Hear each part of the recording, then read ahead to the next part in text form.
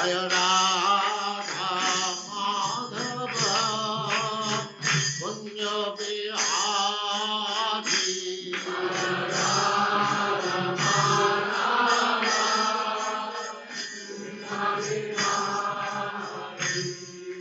Jaya Radha Madhava Kunja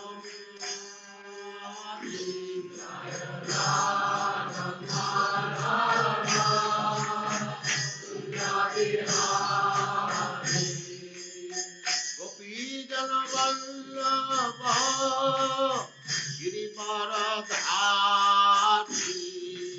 Gopi Jana Vallabha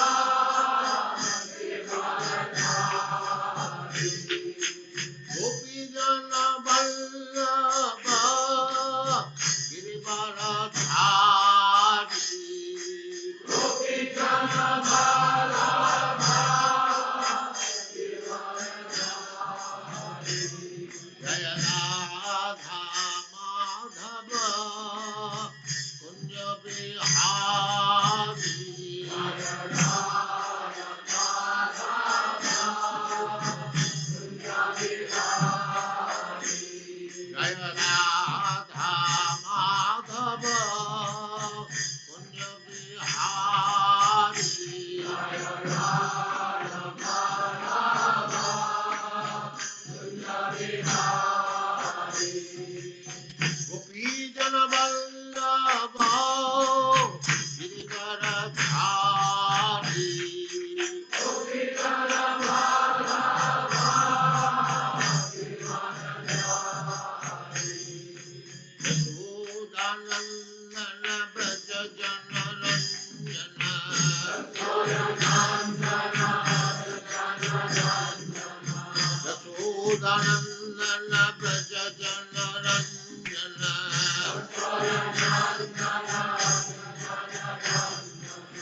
Jamuna Tira Vanachari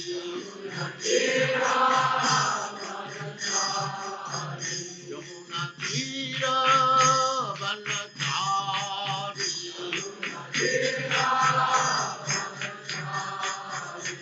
Jaya Radha Madhava Kunja Bihari Jaya Radha Madhava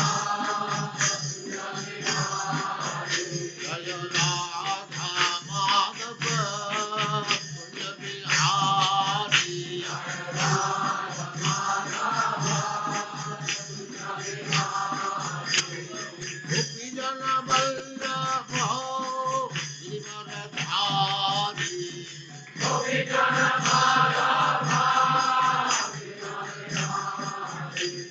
Gopi Jana Vallabha Girivaradhari Gopi Jana Vallabha Yashodanandana Braja Jana Ranjana Yashodanandana Braja Jana Ranjana Jamuna Tira Vanachari Jaya Radha Madhava Kunja Bihari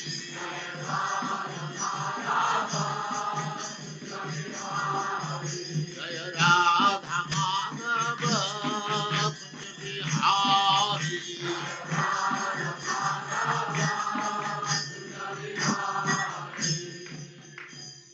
Jaya Usmakarang Sapritarigataja Hare Krishna, Hare Krishna, Krishna Krishna, Hare Hare, Hare Rama, Hare Rama, Rama Rama, Hare Hare.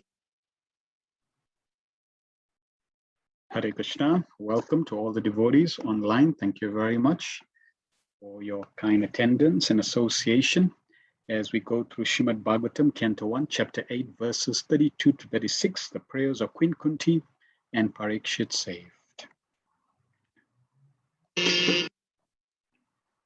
Om Jnanatimi Gyananjana Shalakaya Chakshurunmilitam Yena Tasme Shri Guruve Namaha Shri Chaitanya Manobhistam Stapitam Yena Bhutale Swayam Rupa Kadamayam Dadati Swapadantikam Vandeham Shri Guru Shri Tapadakamalam Shri Gurun Vaishnavam Cha Shri Rupam Sagrajatam Sahagana Raghunatham Vitam Tam Sajivam Sadvaitam Savadutam Parijana Sahitam Krishna Chaitanya Devam Shri Radha Krishna Padan Sahagana Lalita Shri Vishakan Vitamscha He Krishna Karuna Sindhu Dinabandho Jagatpate Gopesha Gopika Kanta Radha Kanta Namastute Tapta Kanchana Gourangi Radhe Vrindavaneshwari Vrishabhanu Sute Devi Pranamami Hari Priyam Vanchakalpatarubhyascha Kripa Sindhu Bevacha Patitanam Pavinebhyo Vaishnavebhyo Namo Namaha Jai Shri Krishna Chaitanya Prabhu Nityananda Shri Advaita Gadadhar Shivasadi Gaura Bhakta Vrinda Hare Krishna Krishna Krishna Hare Hare Hare Rama Rama Rama Hare Hare Sharva Shastra Piyusham Sarva Vedeka Satphala Sarva Sitantaratnadya Sarva Lokayatri Prada Sarva Bhagavata Prana Srimad Bhagavata Prabhu Kalidwando Didaritya Shri Krishna Parivartita O Srimad Bhagavatam, O nectar from the ocean of all Vedic scriptures, O most transcendental fruit of all the Vedas, O you are enriched with the jewels of all spiritual philosophic conclusions, O you grant spiritual vision to all the people of the world, O light breath of the Vaishnava devotees, O Lord, you are the sun which has arisen to dispel the darkness of Kali Yuga. You are actually Lord Krishna who has returned amongst us. Paramananda Pataya Prema Varsha Sharayate Sarvada Sarva Sevyaya Shri Krishnaya Namastute. O Srimad Bhagavatam, I offer my respectful obeisance unto you. By reading one attains transcendental bliss, for your syllables rain pure love of God upon the reader. You are always to be served by everyone, for you are incarnation of Lord Krishna. Madekabando Matsangim Madguru Man Mahadanam Manishtaraka Mad Bhagya Madananda Namastute. O Srimad Bhagavatam, O my only friend, O my companion, O my teacher, O my great wealth, O my deliverer, O my good fortune, O my bliss, I offer my respectful obeisances unto you. Asadu sadhu tadai natti nicho chataraka hanamuncha kada chinmam premna ritkatyo spura. O Srimad Bhagavatam, O give us saintliness to the unsaintly, O uplift the very fallen. Please do not ever leave me. Please become manifest in my heart and throat. Accompanying pure love of Krishna. Hare Krishna, Krishna Krishna, Hare Hare, Hare Rama, Rama Rama, Hare Hare. Om Namo Bhagavate Vasudevaya, Janmadhyasya Yatonvaya Aditaratas Charte Swabhigna Swarat, Tene Brahma Hidaya Adikavaye Muyanti Yatsuraya, Tejo Vari Mridam Yata Vinimayo Yatrati Sargom Risha. Damna Svena Sadani Rastakokam Satyam Param Dhimahi. O my Lord, Shri Krishna, son of Vasudeva, O pervading personality of Godhead, I offer my respectful obeisance unto you. I meditate upon Lord Shri Krishna because he's the absolute truth and the primary cause of all causes of creation, sustenance, destructions of the manifest universes. He's directly and indirectly conscious of all manifestations, and he's independent because there is no other cause beyond him. It is he only who first imparted the Vedic knowledge unto the heart of Brahmaji, the original living being. By him, even the great sages and demigods are placed in illusion, as one is bewildered by illusory representation of water seen in fire, land seen on water. Only because of him, the material universe is temporarily manifested by the reactions of the three modes of nature, appear factual, although they are unreal. I therefore meditate upon him, Lord Shri Krishna, who is eternally existing and transcendental abode, which is forever free from illusory representation of the material world. I meditate upon him, for he is the absolute truth. Prayanalpaya Shasabhya Kalavasmin Yuge Jana Manda Sumanda Matayo Manda Bhagyo Patrada. O learned one in the age of Kali, many but short lives, are quarrelsome, lazy, misguided, unlucky, and above all, always disturbed.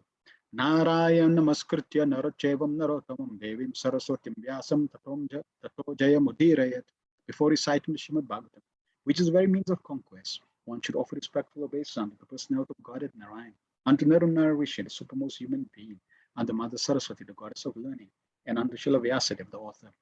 Savapum Saparo Dharmo Yato Bhakti Radok Shajaya Hoitugya Pratyata Yatma Suprasidati. Supreme occupation Dharma for all humanity. is that by which men can attain to loving devotional service unto the transcendental Lord. Such devotional service must be unmotivated and uninterrupted to completely satisfy the self. Vasudeva Bhagavati Bhakti Yoga Prayojita Janayakya Savairagyam Jnanam Chayad Ahitam. By rendering devotional service unto the personality of God at Shri Krishna, one immediately acquires causes knowledge and detachment from the world. Vedanti tattvavidas tattvam yajnanam advayam brahmeti paramatmeti bhagavaniti sabhyate. Learned transcendentals who know the absolute truth call this non-dual substance Brahman Paramatma Bhagavan. Shrushrushadranasya Vasudeva Kataruchi Syan Mahatsapaya Vipra Punya Tirtha Shinev Nishevanat. O twice born sages, by serving those devotees who are completely freed from all vice, great service is done. By such service, one gains affinity for hearing the message of Vasudeva. Shranvatam Swakata Krishna Punya Shravana Kirtana Yaddantastoya Bhadrani Vidunati Suritstam. Shri Krishna, the personality of God, who is Paramatma, super soul in everyone's heart, and the benefactor of the truthful devotee, cleanses the desire for material enjoyment, the heart of the devotee, who has developed the urge to hear his messages, which are in themselves virtues when properly heard and chanted. Nasta Prashu Bhadreshu Nityam Bhagavata Sevaya Bhagavati Tapasloki Bhaktir Bhavati Neshtiki. By regular attendance in the class on the Bhagavatam and by rendering of service to the pure devotees, all that is troublesome to the heart is almost completely destroyed, and loving service unto the personality of Godhead, who is praised with transcendental songs, is established as an irrevocable fact. Om Namo Bhagavate Vasudevaya. Om Namo Bhagavate Vasudevaya. Om Namo Bhagavate Vasudevaya. We are continuing Srimad Bhagavatam based on the teachings of His Divine Grace A.C. Bhaktivedanta Swami Srila Prabhupada, the founder Acharya of the International Society for Krishna Consciousness. Hare Krishna and welcome again. So let us cover some feedback from last week's lesson, verses 29 to 31. What you took home, what really caught your attention, what you found very interesting.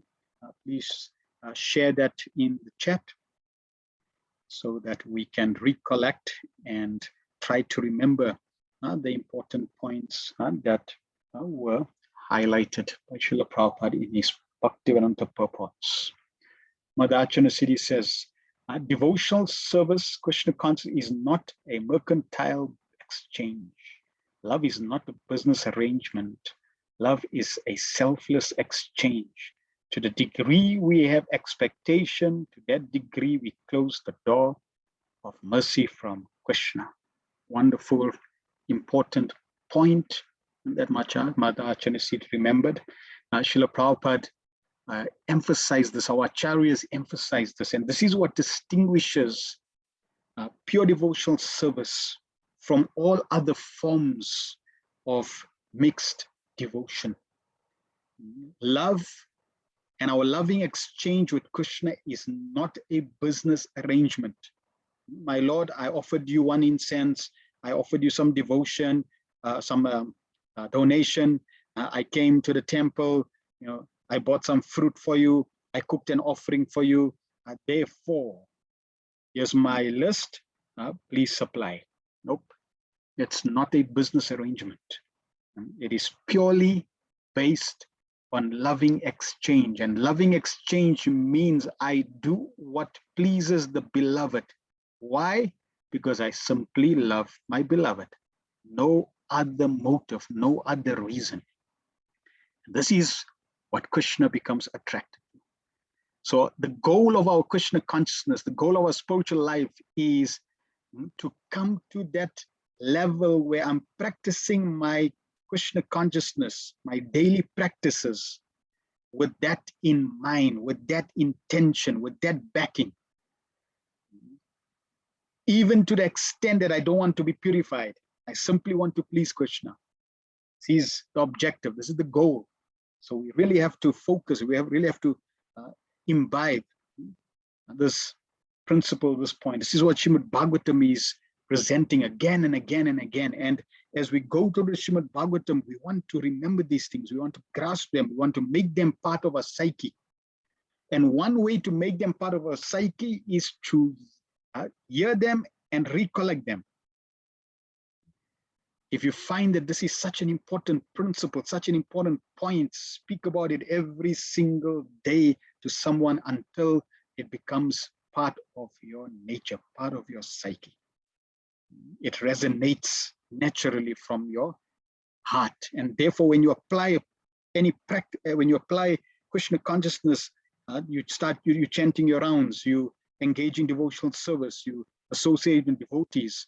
Right? Then, if you've taken this to heart, it'll come through those practices.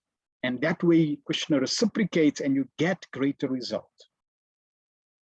Amavati Radhika says, love conquers Krishna, unalloyed love. Bhakti, pure devotion. This is the ultimate powerful force in creation. And the epitome of that love is Srimati Radharani. Therefore, she controls Krishna. She bewilders Krishna, Madan Mohan Mohini. That personality that bewilders the personality of Cupid. In this material world, everyone is bewildered by Cupid. Everyone's bewildered by lust. But Krishna bewilders the demigod of lust, demigod of attraction to the opposite gender. And Radharani bewilders and attracts Krishna. So pure love is what Krishna is hungry for. Krishna is seeking that loving exchange. And he's conquered by that love.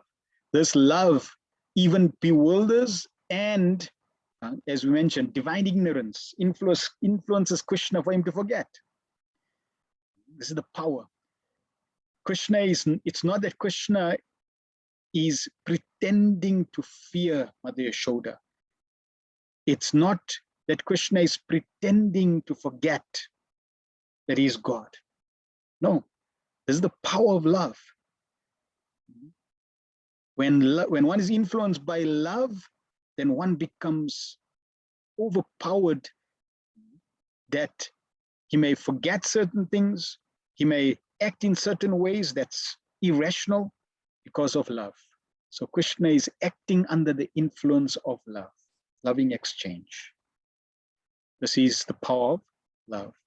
And we see this exchange even with devotees. So for example, Srila Prabhupada, being a pure devotee of Krishna, in spreading Krishna consciousness, he struggled so hard. He went through so many challenges, inconceivable challenges, one after another, from the time that he desired to spread Krishna consciousness, take his spiritual master's instruction to heart, and spread Krishna consciousness in India. So many challenges. Then in America, so many challenges. We heard how Srila Prabhupada, had to walk 9 blocks to take a shower. So many challenges. Now someone may say, well, he's a pure devotee. Therefore, the challenges, he didn't experience challenges like how we experience. No. Prabhupada experienced the challenges like we experience the challenges because of love. Krishna allows even the pure devotee to go through that experience, because in that experience, Srila Prabhupada's love is increased in relation to Krishna, and he becomes a perfect, practical, relevant example for us. Consider. So please type in the chat.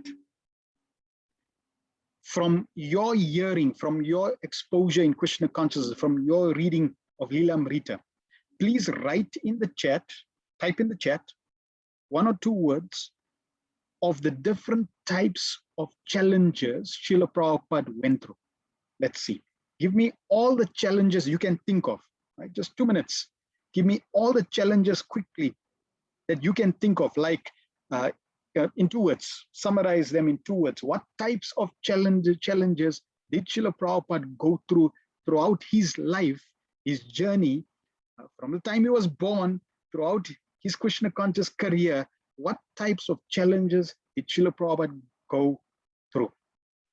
In 2 letters, 2 words, not 2 letters, 2 words, give me all the challenges you can think of that you heard about Srila Prabhupada. Madhacharya says, lost his mother at a young age, health issues, typhoid fever when he was a child, and he nearly died. It was even forced meat, marital issues, me or tea. Prabhupada went through it. Any others?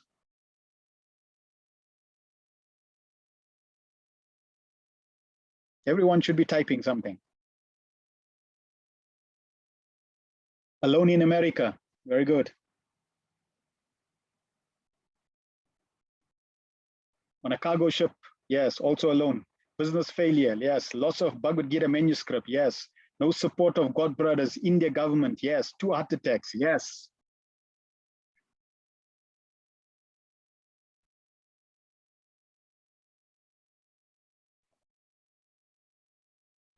Any others?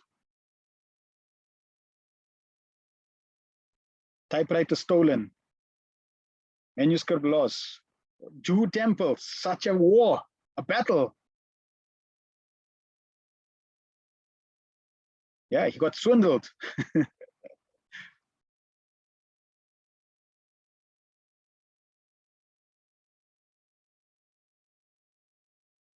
What about the bull? Not enough money. In Delhi, constant management issues, unable to full-time translate. Yes.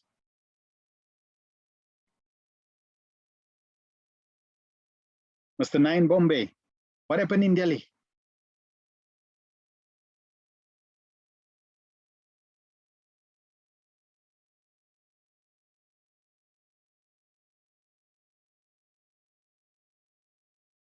Management temple, ISKCON single-handed. In Delhi, Prabhupada was gored by the boar. League of Devotees collapsed, Jhansi. He had no money to print. He's back to Godhead magazine. Disciples leaving ISKCON. Wonderful. Yeah. And there are myriads and myriads of other forms of challenges Srila Prabhupada went through. Calcutta bomb, yes, was coming. He went on Harinam. Car accident in Mauritius, yes. Keeping food in the fridge with cat food, yes.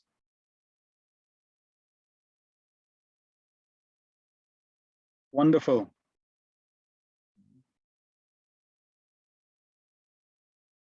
Disciples not following his instructions. So many challenges. Now, you could go through this list and you could relate that, hold on, I also have issues. Gee, lucky I didn't get 2 heart attacks yet. I didn't get 1 heart attack yet. Thank you, Krishna.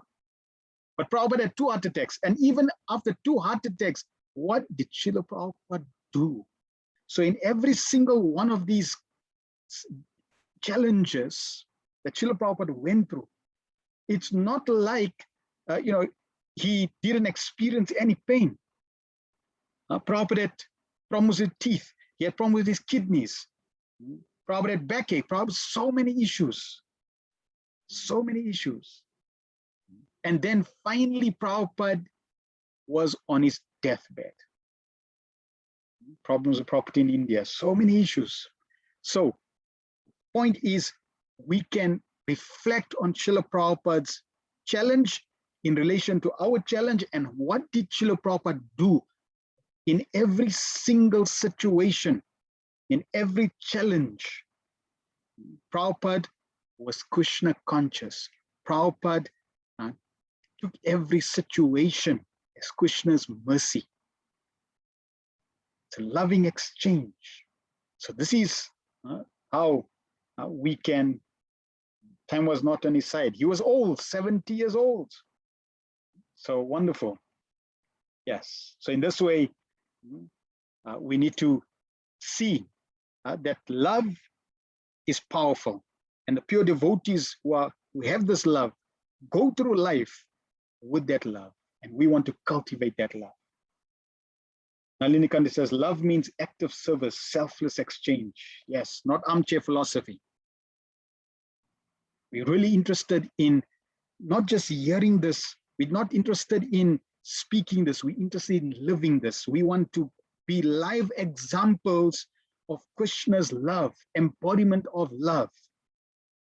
Prabhupada was the embodiment of love. That is why people loved him, and he loved everyone because he had love for Krishna.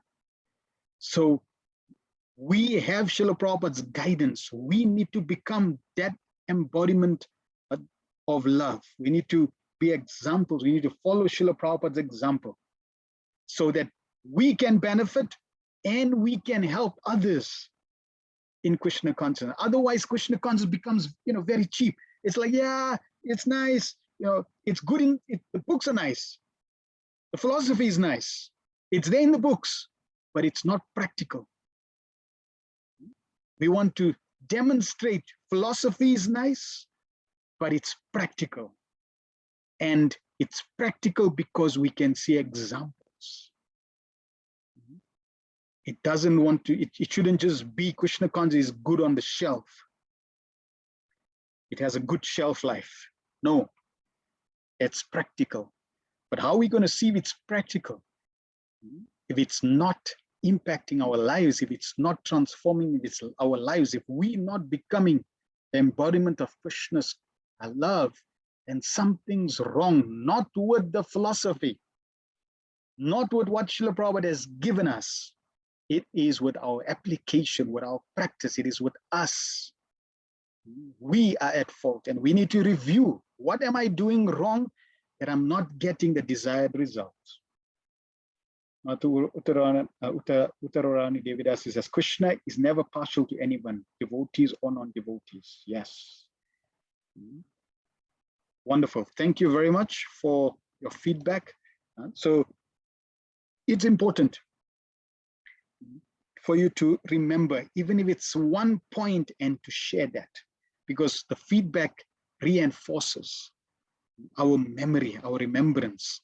Otherwise, we get the benefit of hearing and associating, but we have to remember. One reason why I want to remember is so that next life I don't need to learn it.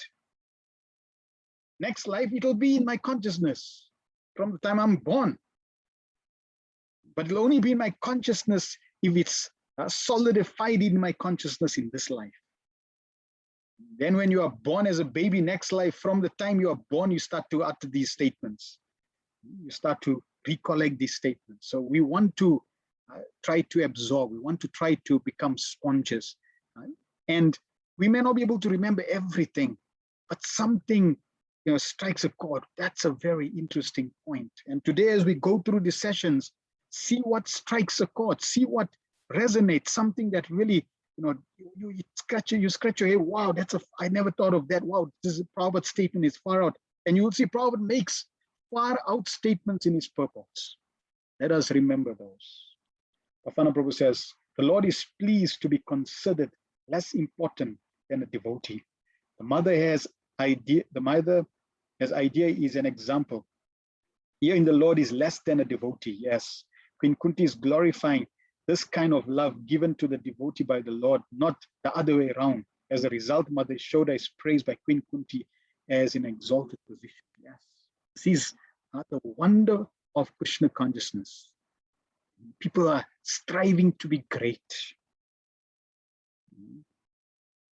And Krishna wants to be overpowered by the devotees and make them great.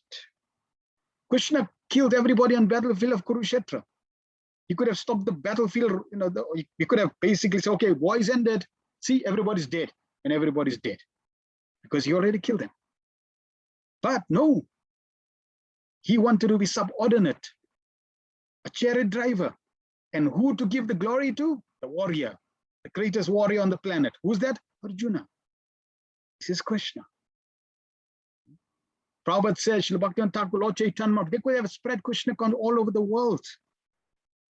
They are powerful, they're all powerful. They could have done that. No, they left it for me, Prabhupada says, so that we could get credit.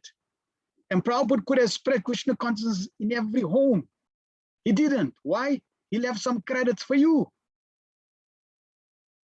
so that we could get some credits. So we need to try and take as much mercy, grab as much mercy to try our best to help Srila Prabhupada spread Krishna consciousness. In that way, we become great. Krishna is giving us that opportunity to become great. So Mother Yashoda, her greatness is amplified by Queen Kunti. How wonderful that someone, that a devotee can be a mother of God and chastise God. This is astounding. You will not find this in any theology. You will not find this in any religion. But in Krishna consciousness. This is the power, this is the glory, this is the good fortune that we have. Let us proceed. So we're covering Queen Kunti's prayers, 18 to 44. Queen Kunti is offering very extraordinary, wonderful prayers.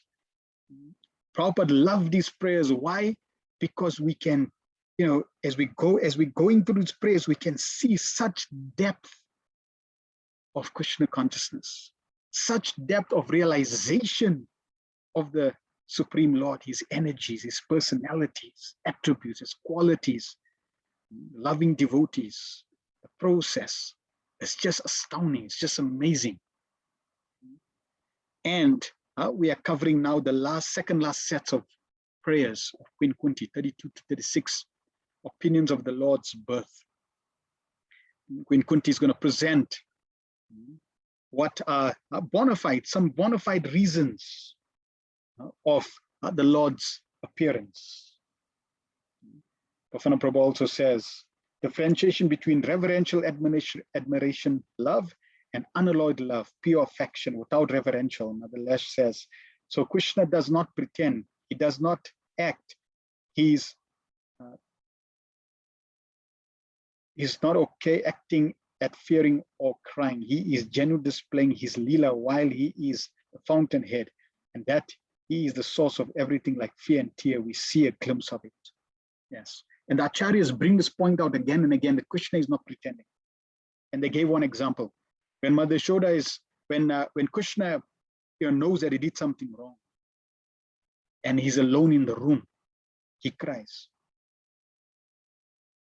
Now, the Acharya says, well, if he's pretending, then when there's some people, when the audience is there, then he'll cry.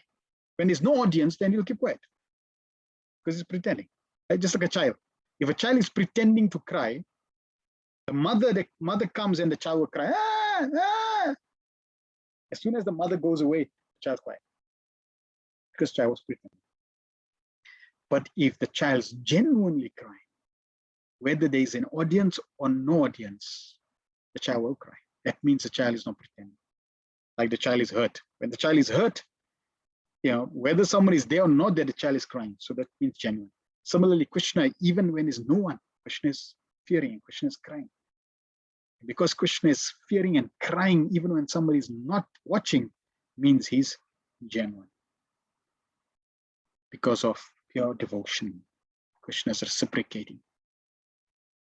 32 to 36, Queen Kunti is covering these prayers. And we see from 18 to 36, all these prayers that Queen Kunti is offering. Thus far, in all these sets of prayers, Queen Kunti has not asked for anything.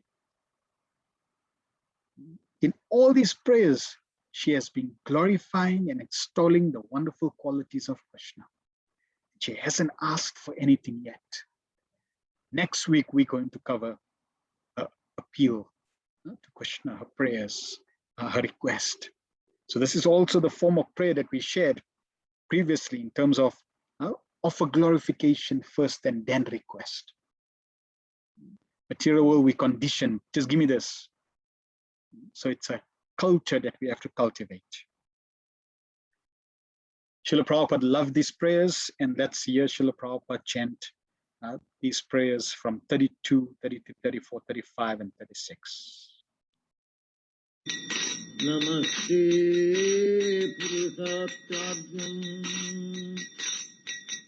Ishwaram Pagite Param Alaksham Sarva Bhutam Antarvashiravasitam Namaste Purusham Tadyam.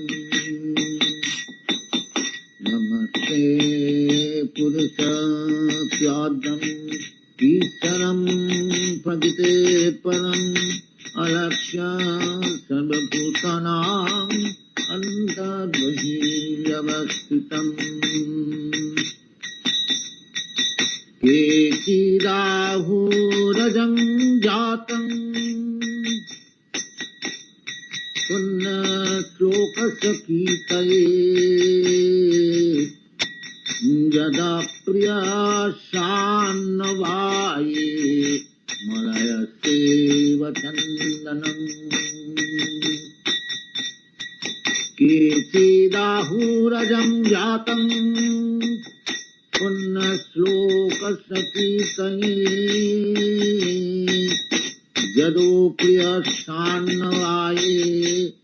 Malaya seva chandanam. Apare vasudevasam. Devakyam jasito bhagat. Ajasamasta chimaya. Bandhaya surad visham. Haravataranayanni. Bhuvo nabhuvo dadhau. Hirantya bhuriharena. Jato yatma bhuyatitham. Bhavesmin krishnanam. Avidya kama karmaki. Sravana smaranarhani. Karishan nikitechana. Namaste Purushatyadam. Isharam Pradite Param. Alaksha Sarvabhutanam. Alaksham Sarvabhutanam. Antadvahiravastitam.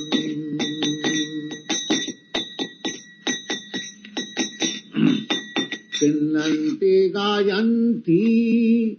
Ginanta bhikshnasam. Sinnanti gayanti. Sinnanti gayanti. Ginanta bhikshnasam. Smaranti nandanti. Tavehitam janaham. Taeva pasyanta chirena tavakam. Bhava pravaho paramam padambhajam. Taeva pasyanta chirena tavakam. Bhava pravaho paramam padambhajam. Ya Shri Prabhupada ki jai. So in these sets of verses, 30 to 36, Queen Kunti is presenting reasons for the Lord's birth. The unborn, she mentioned already a few times that Krishna, you are unborn. You are Aja, eternal. And you are unborn, yet the unborn takes birth. This is bewildering. The unborn is born every moment. Why? And this is the verses that Queen Kunti, or the prayers that Queen Kunti is going to present today. So when we talk about the Lord's birth, we have to understand that we're talking about the Lord's appearance in this world. The Lord's birth is extraordinary and he appears in extraordinary ways. Consider just this point that Krishna is unborn, yet he is born every moment. And that's literally the fact. Krishna is born right now, and not just in one form, but in many unlimited forms. Krishna has taken birth right this moment, and then the next second, and the next second, and the next second. Krishna's appearing. So if we take, for example, Krishna himself, Yashoda Nandan. Yashoda Nandan is appearing every single second somewhere in his creation, in a universe of Krishna in Vrindavan, every single second, Krishna is performing his pastimes. Every single pastime of Krishna is existing somewhere in Krishna's creation. Unlimited universes, inconceivable, but Krishna is appearing, and that personality who has no beginning, no end, takes birth in this material world. And when we understand that, we really begin to appreciate and love Krishna's pastimes of appearing in this world. It is cherishable, it is adoring. Just like here we see baby Krishna sleeping. How wonderful, how glorious. That personality who doesn't need to sleep is sleeping. And what is Krishna thinking of while he's sleeping? There's only one thing that Krishna thinks of, and that is his pure devotees.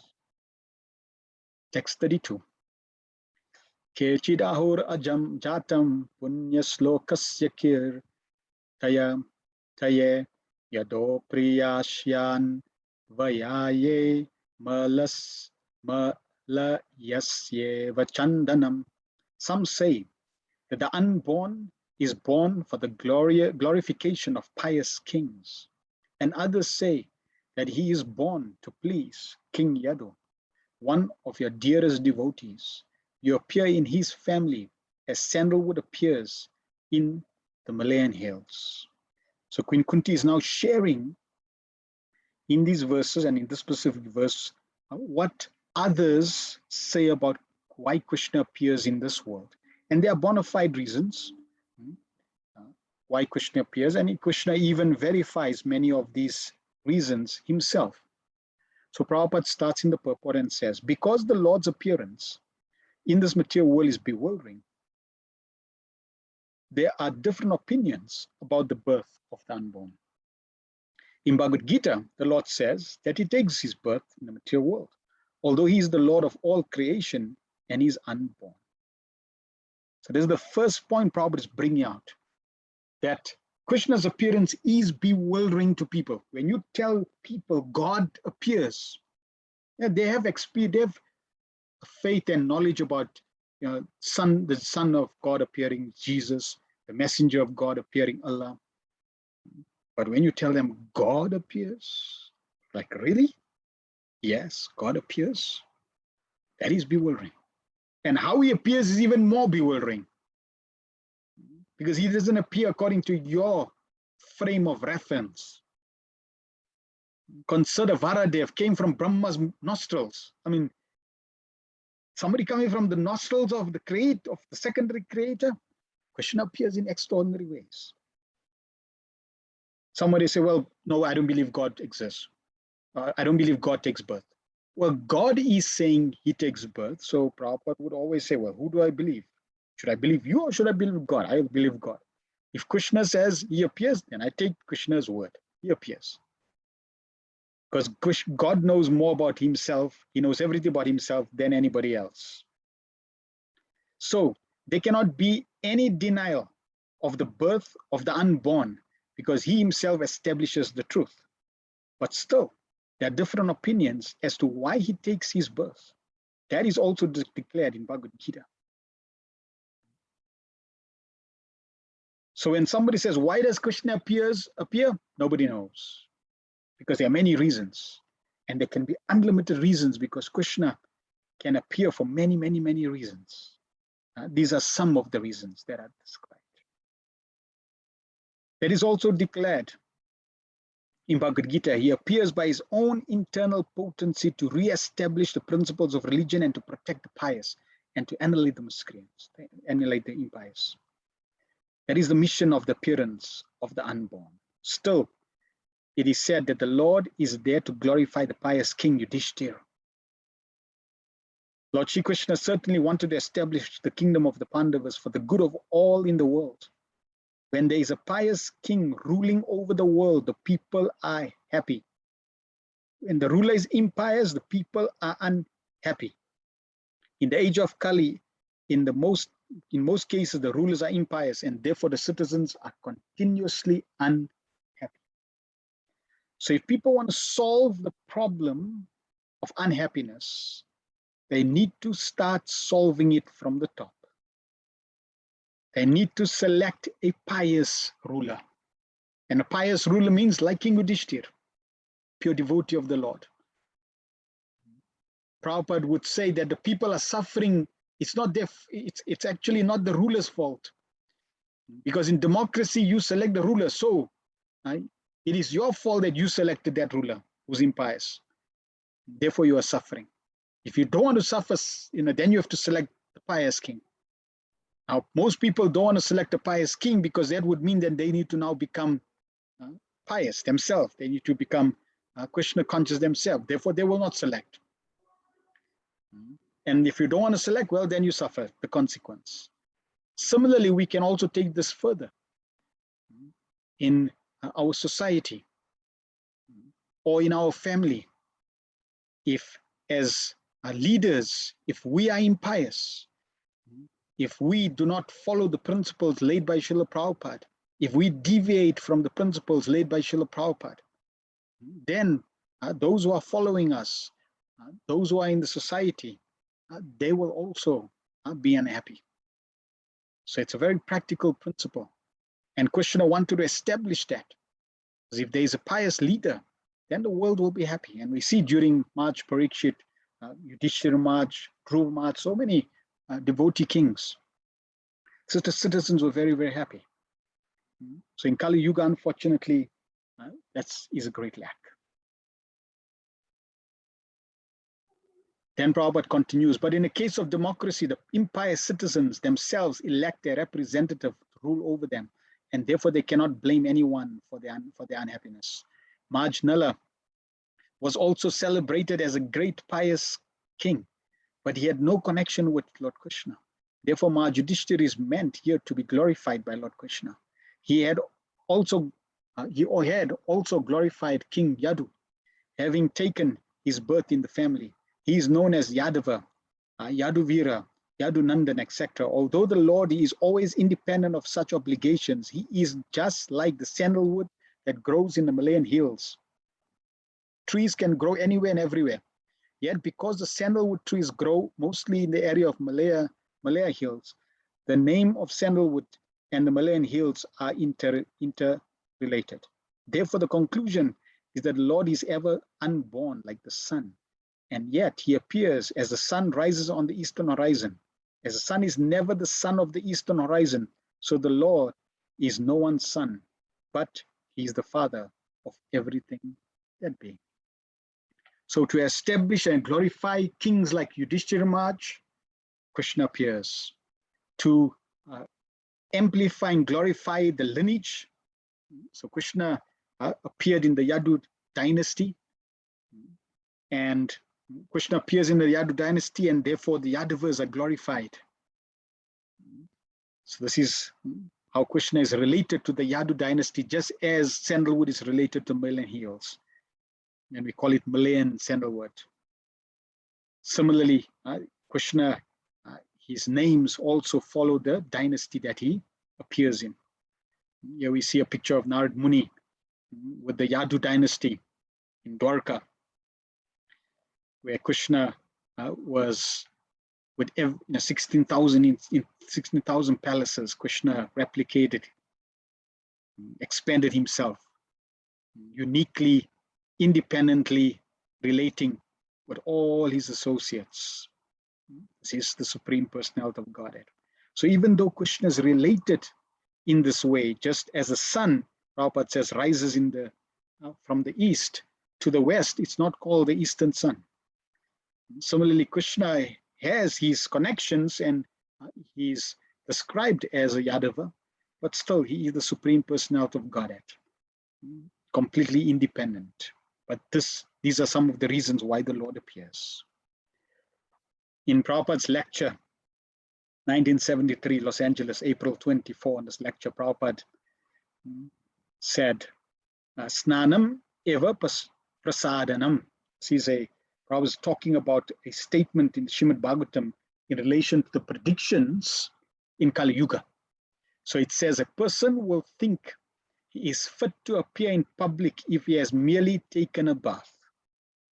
This is the level of skill that one will have, the integrity, the skill, the quality, the content one will have for one to present himself in public, as long as he has taken a bath.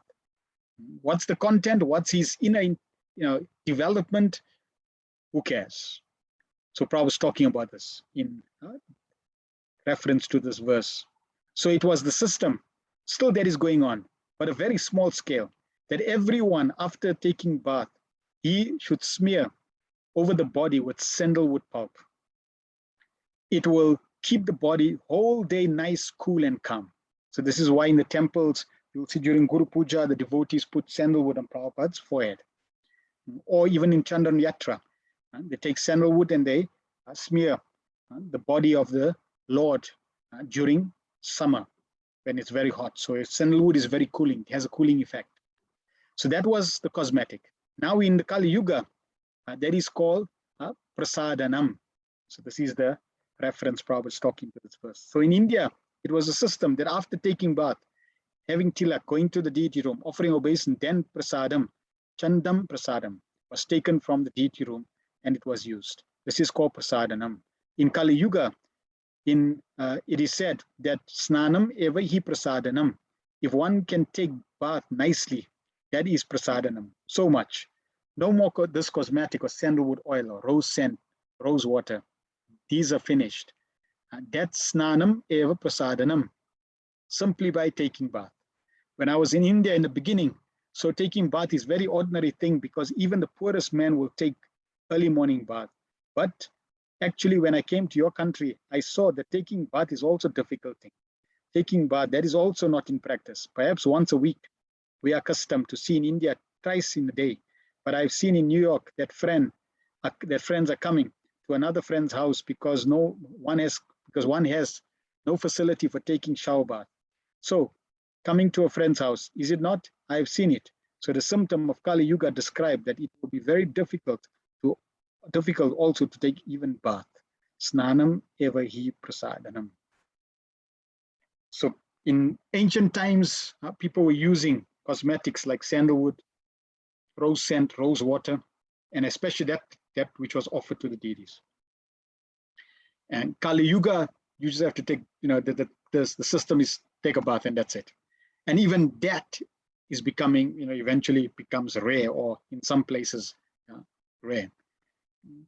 I know when some devotees joined in the early 80s, they were sharing that, in England, different places, once a week was the standard for bathing. This is Kali Yuga. And when you come to Krishna consciousness, you're meant to bathe every day, sometimes twice a day. Sannyasis are meant to bathe 3 times a day. So this is the system, part and parcel. The case is that you are in trouble on material condition. You get out of this material condition. Then there is real life, eternal life, because we are part and parcel of Krishna. Krishna is Aja. Aja means who has no birth, death. We are also Aja. How we can be otherwise? If I am Krishna's part and parcel. The same example we can see. If my father is happy, so I'm the son of my father. Why shall I not be? I shall be unhappy. This is natural conclusion. Because I will enjoy my father's property as my father is enjoying. Similarly, God is all powerful. Krishna is all powerful, all beautiful, all knowledge, everything complete. So I may not be complete, but because I'm part and parcel, so I have got all the qualities of God in part and parcel. Krishna is unborn, he's Aja, but he appears in this world. We are part and parcel of Krishna, and therefore we also have the same qualities of Krishna. And Krishna appears in this world, but he's completely aloof of this world. We need to also appear in this world and be aloof of this world. We need to follow Krishna in his Leela, like Srila Prabhupada following Krishna to spread Krishna consciousness. We don't want to be conditioned by this material world, just as Krishna is never conditioned by this material world. Text 33. Apare Vasudevasya Devakya Yachito Bhyagat Ajastvam Asya Sheya Maya Vadaya Cha Suradvisham. Others say that since both Vasudeva and Devaki prayed for you, you have taken your birth as their son. Undoubtedly, you are unborn, yet you take your birth for their welfare and to kill those who are envious of the demigods. Prabhupada in the purport says, it is also said that Vasudeva and Devaki in their previous birth as Sutapa and Prishni underwent a severe type of penance to get the Lord as their son. And as a result of such austerities, the Lord appeared as their son. It is already declared in Bhagavad Gita that the Lord appears for the welfare of all people of the world and to vanquish the asuras or materialistic atheists.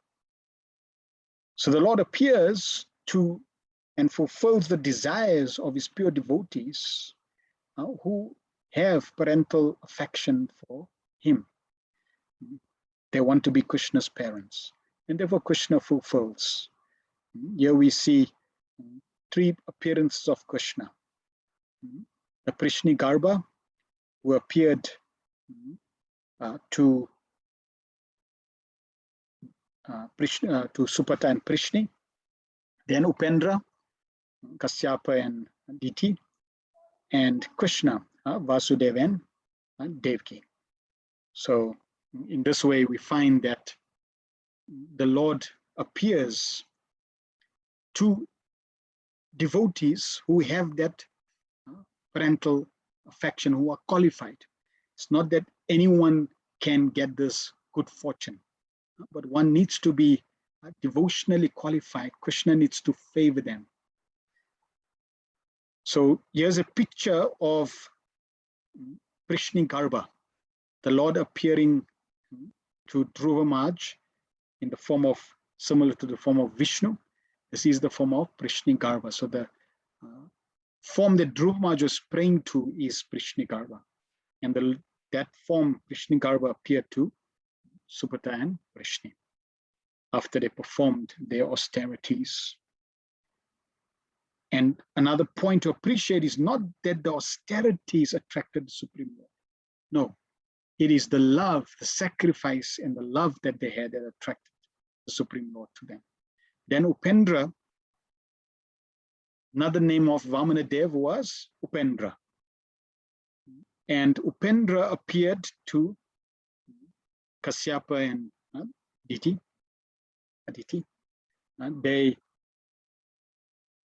They naturally performed the austerities, they prayed, the devotion, and Krishna appeared. The word Upendra means Upa and Indra. Upendra was the younger brother of Indra, and therefore his name is Upendra. Upendra also has another meaning, Upa plus Indra. Upa plus Indra, Indra of Upari. So above means above Indra's planet, and Loka, which is Goloka, which is above Indra Loka. So that planet, which is above Indra's planet, is called Upendra. And therefore the Lord took that name of Upendra. And then we find the Lord taking or appearing as Krishna, Vasudeva Krishna specifically, and Vasudeva Krishna, Krishna appearing to Vasudeva and Devaki. So in this way, Krishna appears to his wonderful devotees, and this is one reason why Krishna appears. We know that Krishna has his eternal parents in the spiritual world, Mother Yashoda and Nanda Maharaj, and very often they also expand in different personalities. to also then take part in different of Krishna's pastimes in this world. So Krishna is not linear. Krishna's pastime is not linear. Krishna doesn't just have one pastime. No, Krishna appears in unlimited forms, unlimited features, unlimited ways, and exchanging in unlimited varieties of devotional ways with his devotees. Prabhupada, in a lecture 1972, says human society are meant for keeping balance. Because Prabhupada was talking about how Krishna appears to establish dharma, keep the balance. So in human society, they are meant for keeping balance. What is that balance? They do not know that. It is just like balance. One side spirit, another side matter. We are spirit soul. Somehow or other, we have been encaged within this body, material body. For that purpose, so long we have got this body, we have got necessities of the body: eating, sleeping, mating, defending. These are the necessities of the body. Soul does not require these things. Soul has nothing to eat. That we do not know. Whatever we are eating, that is for keeping this body. So bodily necessities are there. But if you simply look after the bodily necessities and do not care to look after the necessity of the soul, that is foolish civilization, no balance. They do not know. Just like a rascal, he's simply washing the coat, but does not take care of the body. Or a bird is in the cage, and if you take care of the cage and don't take care of the bird within the cage, the bird is crying, "Kaka, give me food, give me food." But you are taking care of the cage. This is foolishness. So why we are unhappy? Why in your country especially? You are supposed to be the richest country in the world. You have no scarcity of food, no scarcity of motor cars, no scarcity of bank balance, no scarcity of sex. Everything is there, complete, full abundance. And still, why a section of people are frustrated and confused like the hippies? They are not satisfied. Why? That is a defect, because there is no balance. You are taking care of bodily necessities of life, but you have no information of the soul. And there is necessity of the soul also, because soul is the real subject matter. The body is covering only. So very wonderful, Prabhupada, from the verse that Krishna appears to establish religion, establish balance in the world. But even individually, Krishna is teaching Bhagavad Gita, and Bhagavad Gita is also teaching us this balance. And what is the balance? It is not material and spiritual life. No, the balance is you are spirit, and therefore you need spiritual life, and you have a body, therefore you need to maintain the body. That is the balance. You can't neglect either. You need to look after the vehicle, you need to look after the cage, but more important, the real subject matter is you being spiritual, and therefore both activities are important. Text 34. Bharavatara nayanye bhuvo na va ivo dado sindantya puri bharena jato yatma bhuvartita. Others say that the world, being overburdened like a boat at the sea, is much aggrieved, and that Brahma, who is your son, prayed for you, and so you have appeared to diminish the trouble. So now another reason. Prabhupada in the purport says, Brahma, the first living being born just after creation, is the direct son of Narayan. Narayan, as Garbhodakasai Vishnu, first of all entered the material universe. Without spiritual contact, matter cannot create. This principle was followed from the very beginning of creation. The Supreme Spirit entered the universe, and the first living being, Brahma, was born on the lotus flower grown out of the transcendental abdomen of Vishnu. So we will see that the similarity is also there in the Bible. It says, in the beginning was the Word. It also says that the Lord breathed into creation, for creation to start. So in this way, we find the similarities there, but in other traditions, it's very, very, there's one or two statements there are very shallow, and they don't give the depth. We find in Srimad Bhagavatam, great depth is given in terms of how creation is created.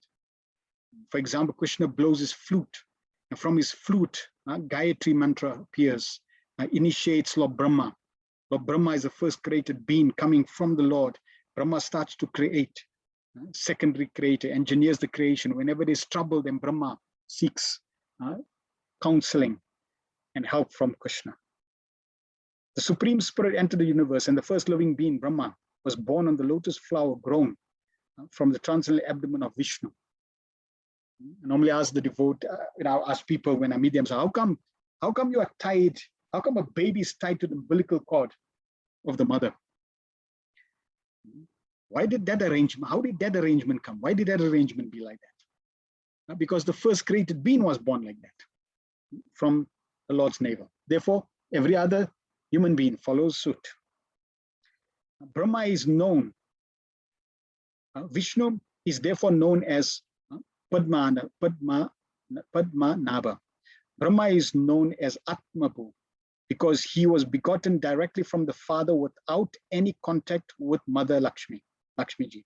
Lakshmiji was present near Narayan, engaged in the service of the Lord, and still, without contact with Lakshmiji, Narayan begot Brahma. That is the omnipotency of the Lord. One who foolishly considers Narayan like other living beings should take a lesson from this. Narayan is not an ordinary living being. He is the personality of God and himself, and he has all potencies of all the senses in all parts of his transcendental body. An ordinary living being begets a child by sexual intercourse, and he has no other means to beget a child other than the one designed for him. But Narayan, being omnipotent, is not bound to any condition of energy. He is complete and independent to do anything and everything by his various potencies very easily and perfectly. Brahma is therefore directly the son of the Father and was not put into a womb of a mother. Therefore, he is known as Atma.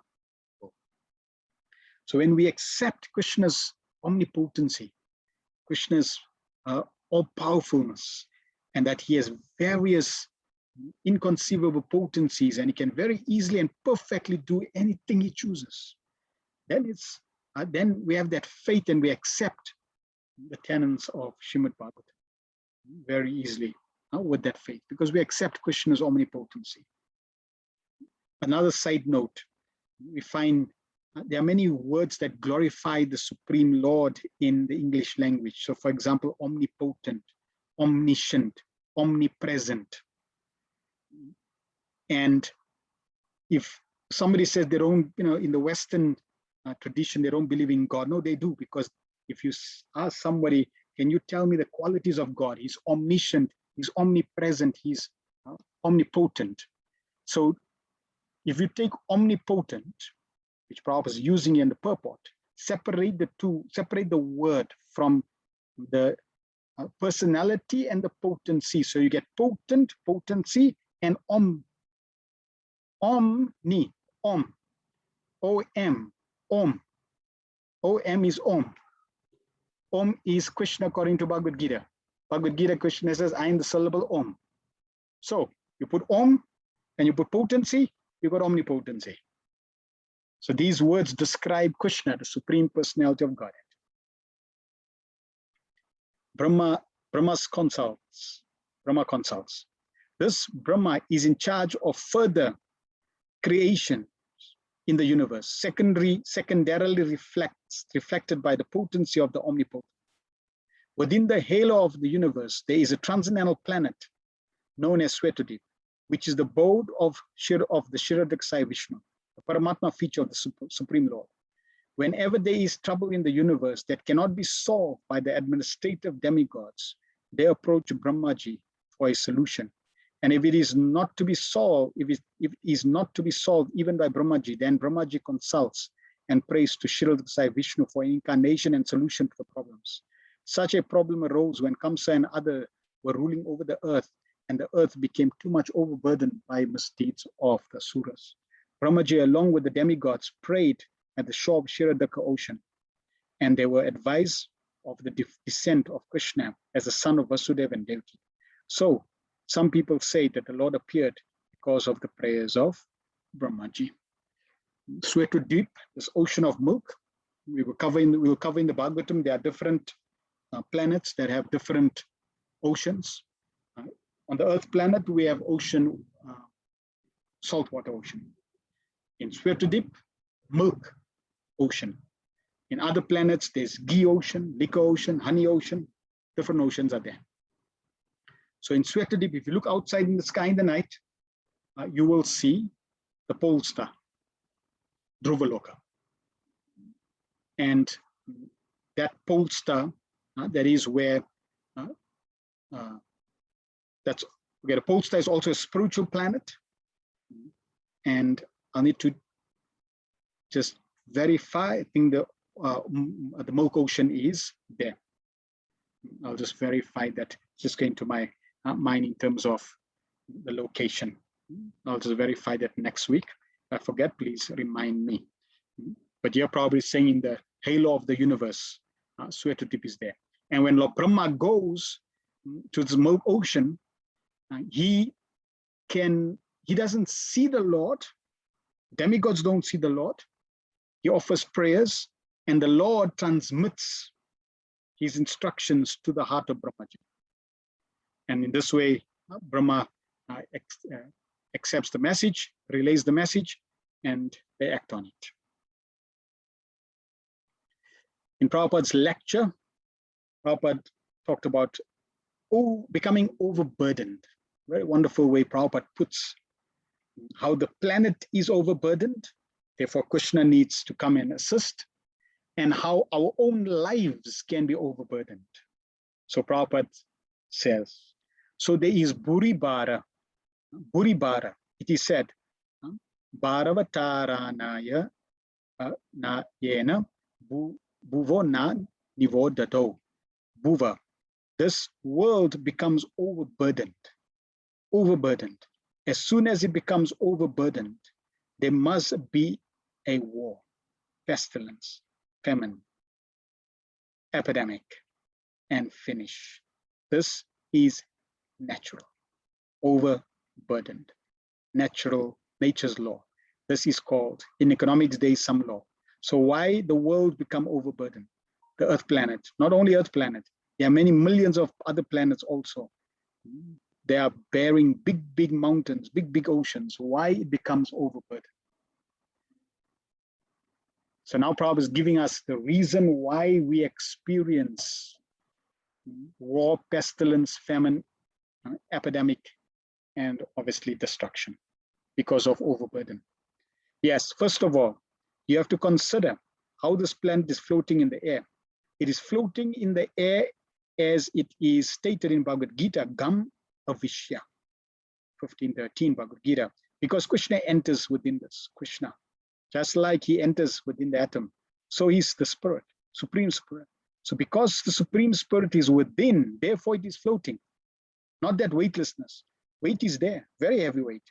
Just like you can test, this body will float in water so long you are living. As soon as the spirit soul goes, then immediately the body goes down. Law of gravity acts, the so-called law of gravity. This is an example. The child, so long it is living, you can take in one hand, but as soon as the child is dead, it becomes heavier. That is natural. So everything is lighter as soon as it is spiritually advanced. There is spirit. Similarly, when will be advanced, spiritually advanced, then there will be no impediments. I'll repeat it again. Similarly, when we'll be spiritually advanced, then there will be no impediments. Now we cannot fly in the air, but when you are freed from this body, your spirit soul, within a second, you can go to the Vaikuntha Loka. It is so light, within a second. So the conclusion is that when the world becomes overloaded with the demons, non-devotees, it becomes disturbed, becomes the Mother Earth feels load, very much load. So at that time, Krishna comes. So Krishna is the Spirit, Supreme Lord, appears in this world. He's there as the Supreme Spirit to maintain the planet in terms of its keeping it afloat, keeping all the laws functioning.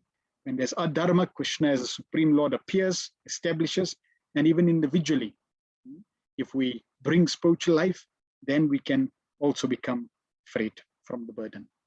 Then Prabhupada continues in this lecture, October 14, 1974, the mission of Krishna conscious movement. So at the present moment, actually, it is overburdened by material activities. So Krishna has descended already. Krishna has descended already. Nama, Rupa, Kali, Kala, Krishna Avatar. Krishna has taken his incarnation in the form of Hare Krishna Mahamantra. So if people take to it, chanting Hare Krishna Mahamantra, the present situation of the world can be favorable for our living, and the atmosphere will change. Therefore, the Krishna conscious movement is meant for this purpose, to give people relief from all these burdens so that they can peacefully live, understand the value of life, and become spiritual lives. So they live peacefully in this life and go back home, back to Godhead. That is the mission of the Krishna conscious movement. So Krishna has already appeared. Somebody may challenge, okay, so you're saying whenever there's irreligion, Krishna appears. Well, just see, our planet is in disaster. Where's the Lord? He's already appeared as the Hare Krishna Mahamantra. Here's the beautiful thing. Krishna appears as the Hare Krishna mantra, not on his own. Just like Varadev didn't appear on his own. There had to be a via media. That via media was Lord Brahma's nostrils. Krishna doesn't just appear. He needs parents. So Krishna appears to Devaki and Vasudeva, Nanda and Yashoda. Similarly, Hare Krishna mantra doesn't just appear. He needs a devotee to manifest, to chant, to bring it in this world. And who was the devotee? Lord Chaitanya Mahaprabhu. So Sri Chaitanya Mahaprabhu brought Krishna's incarnation of the holy name into this world.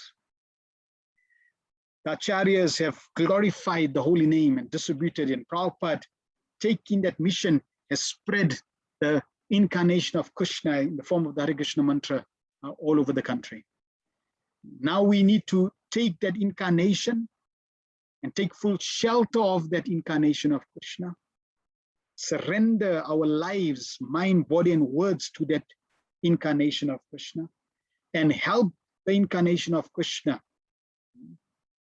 the holy name of Krishna, Hare Krishna mantra, to spread and help the whole planet.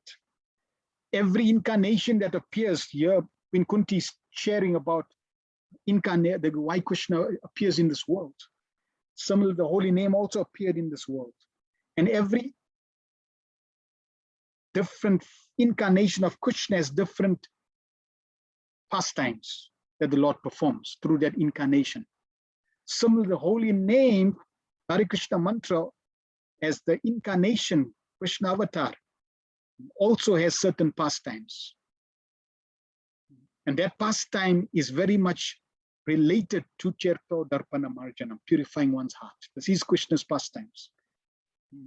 His mercy is given through the devotee of the Lord who chants the Hare Krishna mantra. And then when you chant and you hear, then Krishna enters into your heart and purifies your heart. That's the pastimes he's performing. And as one goes deeper and deeper into his relationship with this incarnation of Krishna, then Krishna performs greater and greater pastimes in relation to the devotee. So our desire is that we want to deepen our relationship with this specific Leela avatar, with this specific incarnation of Krishna in this specific age. Came to us, coming through to us through the Yuga avatar, Sri Chaitanya Mahaprabhu. We will perfect our lives if we do this and help others perfect their lives. Text 35. Srila Vishnu Chakravarti Thakur says that of all the different reasons that Queen Kunti is sharing of other people's reasons of Krishna's appearance, this verse describes the real, true reason of Krishna's appearance. Bhave asmin Klishyamananam avidya kama karmabhi Shravana smaranarhani karishyan iti kechana. And yet others say that you appeared for the sake of rejuvenating the devotional service of hearing, remembering, worshipping. And so in order that the conditioned soul suffering from material pangs might take advantage and gain liberation. Beautiful verse that Krishna appears for the sake of rejuvenating devotional service. Very wonderful adjective, rejuvenating. Prabhupada is going to use the word renovating, reviving, giving life again to devotional service. And how? Through hearing, remembering, and worshiping. And if the conditioned soul takes advantage, that conditioned soul that's suffering takes advantage, he can gain liberation. The process has the power. The question is whether you are convinced and determined enough, focused enough, fixed enough to embrace the process. We cannot blame the process because the process is perfect. But the effect depends on how much you taking advantage. If you take 1% advantage, you get 1% result. You take 50% advantage, you get 50%. If you take full advantage, you get the full result. So we cannot blame the process for the result. We have to blame our embracing. What percentage are we embracing the process? So Prabhupada in the purport says, in the Srimad Bhagavad Gita, the Lord asserts that he appears in every millennium just to re-establish the way of religion. The way of religion is made by the Supreme Lord. No one can manufacture a new path of religion, as is the fashion for certain ambitious persons. The factual way of religion is to accept the Lord as the supreme authority and thus render service unto him in spontaneous love. That statement is basically a summary of what religion is. The factual way of religion, doesn't matter under what name you call that religious system. If that religious system falls according to this definition, 1, accept the Lord as the supreme authority. 2, render service unto him. And with what quality, with what nature? Spontaneous love. That is the factual way of religion. That is real religion. That is true religion. Anything outside this is a deviation, is a manufactured, concocted form of religion. A living being cannot help but render service because he is constitutionally made for that purpose. The only function of the living being is to render service to the Lord. The Lord is great and the living beings are subordinate to him. Therefore, the duty of the living being is just to serve him only. So we can see Prabhupada doesn't mince his words. He is very clear, very specific, to the point. This is the truth. We will never ever be happy if we are not aligned with our function. And we don't have many functions.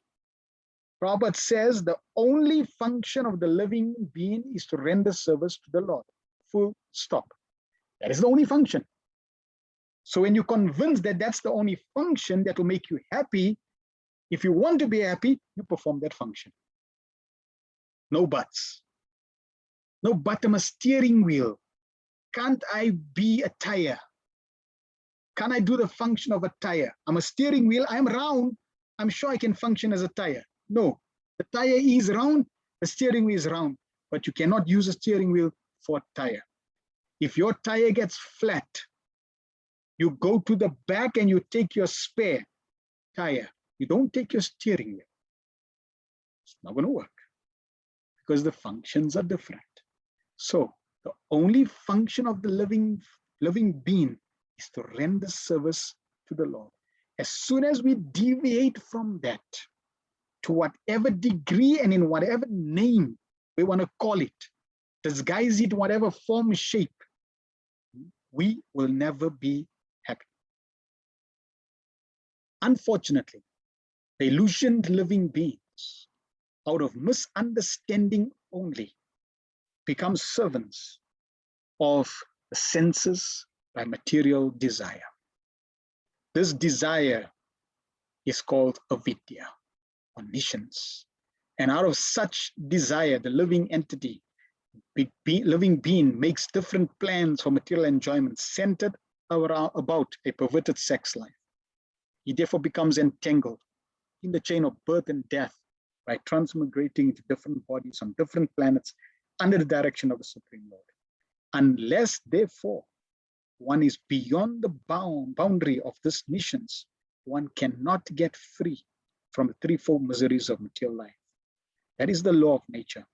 The Lord, however, out of his causeless mercy, because he is more merciful to the suffering living beings than they can expect, appear before them and renovates the principles of devotional service comprised of hearing, chanting, remembering, serving, worshiping, praying, cooperating, and surrendering unto him.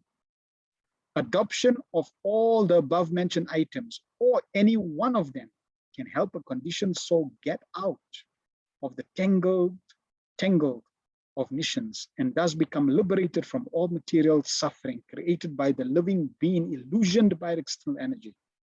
This particular type of mercy is bestowed upon the living being by the Lord in the form of Lord Sri Chaitanya Mahaprabhu.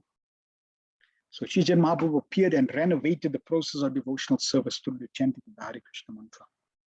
So Prabhupada gives a very beautiful, very, very clear solution. This material world is continuous suffering. We are in the material world, we're going to experience continuous suffering. Don't be surprised if you experience continuous suffering. Suffering clashes, different clashes, three categories of clashes. Clashes by the mind and body, or rather by the body, by mind and body, by other living beings, by natural calamities. The demigods giving different clashes, other people giving different clashes, and the body and the mind giving different clashes, suffering. It's the material world. Even if the weather is perfect, even if the natural laws are perfect, even if no other person gives you difficulty, your body is going to get old. Suffering is there. Just the nature of the world. This is the nature of the world. And what's the causes? Prabhupada and Queen Kunti is describing three causes: ignorance, material desire, and material activities. These are the three reasons. Now, each one is connected. So, because the root cause is avidya, ignorance. Nectar Devotion also, Prabhupada talks about this. Rupa Goswami says this is the root cause of suffering, ignorance. We can solve ignorance, we solve our suffering. Bhagavatam is eradicating ignorance in the form of spiritual wisdom. So ignorance will lead to material desires. Material desires will then allow you to engage in material activities, which then leads one to suffer. So what's the cure? Hearing. When we hear, we remove ignorance. By that removal of ignorance, our material desires are purified through process of remembering. And then when we remember to engage in Krishna's service, we begin to worship the Supreme Lord, and thus all material activities stop. So by understanding, by having the proper knowledge and remembering our duty in relation to Krishna, we can direct our desires in the right way in every part of our existence, of in every way, every day, we can apply ourselves in such a way that all our activities become worship, become an offering to the Supreme Lord. And in this way, we can perfect our life.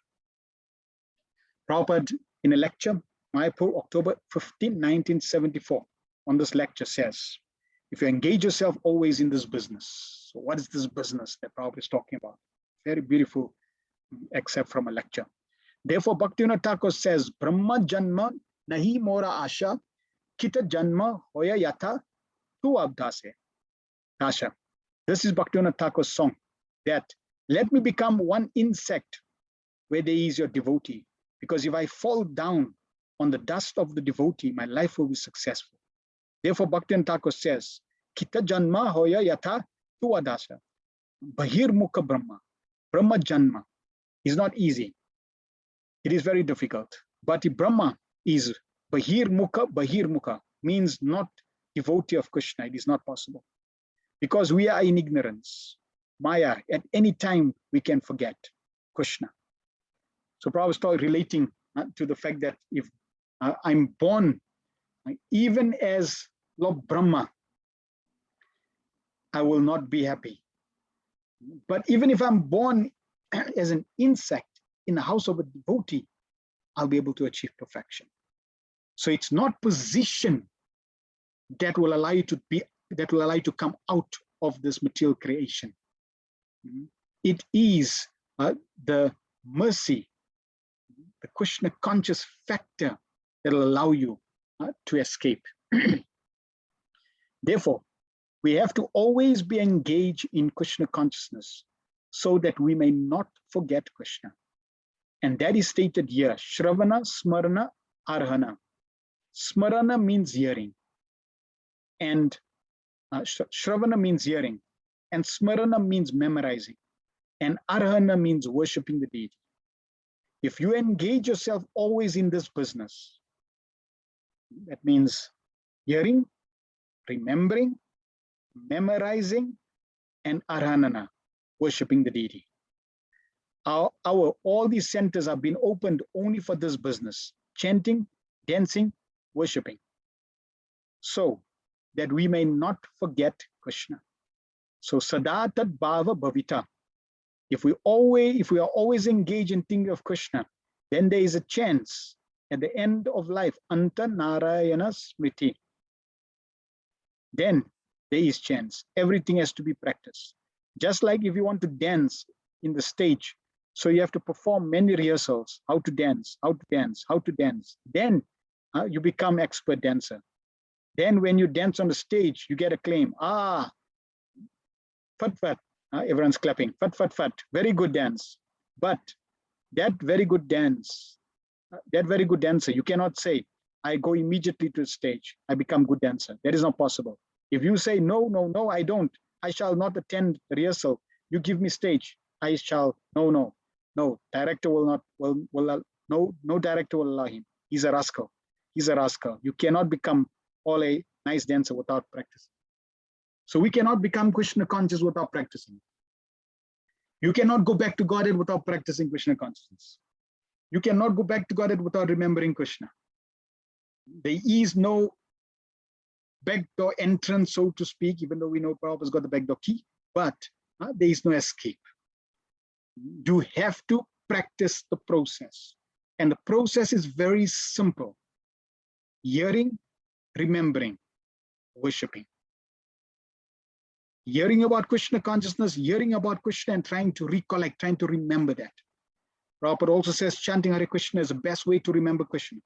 So we always want to remind ourselves every single day, every single hour, every single minute and moment to remember Krishna. If you mold your life in such a way that you can remember Krishna, that's glorious.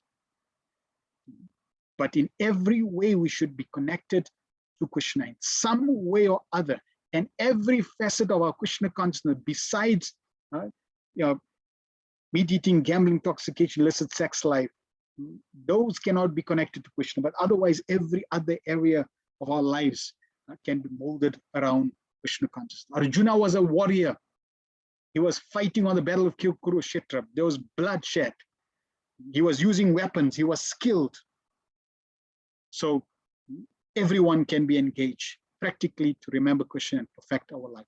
This should be our business. Then Prabhupada gives in another lecture, April 1973, 27, Prabhupada gives a beautiful excerpt in his lecture on the difference between spiritual life and material life. Wonderful. So here in this material world, who is born, he should not think himself that I am honored guest or honored son-in-law. No, everyone has to work. That you will see the whole world. In your country, there is the president everywhere, that he is also working hard day and night. Otherwise, he cannot keep his presidency. It is not possible. The whole brain is congested with political affairs. So many problems, solutions, he has to work. Similarly, a man on the street, he has to work also. This is the nature of material nature. You have to work. It is not the spiritual world. Spiritual world means there is no work. Let me repeat that. The spiritual world means there is no work. There is simply ananda, joyfulness. That you see from reading Krishna book. They are not working. Krishna is going with his calves and the cows. That is not working. There is amusement. There is amusement. They are dancing. They are all going to the forest. They are sitting down on the bank of the Ganges.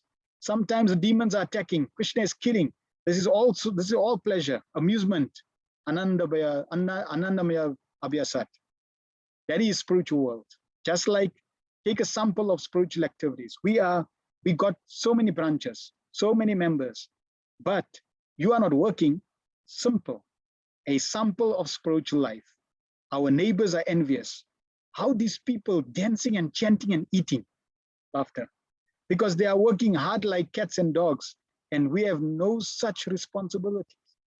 We haven't got to go to the office or factory. Just see, practical example.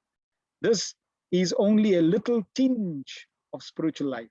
Simply, you are trying to come to spiritual life, sample. So much enjoyment in the sample. Just imagine what is reality. Anyone can realize this is practical. You take to spiritual life, we are inviting. Please come, join us, chant, dance with us, take prasad, be happy. No, we shall work. Laughter. Just see, what is our business? We are canvassing simply. Please come. No, why? I shall work like cats and dogs. That's all. So just try to understand. This is the difference between spiritual life and material life.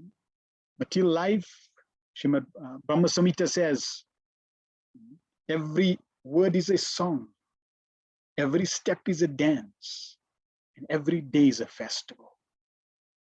Every day is not working. Every day is festival.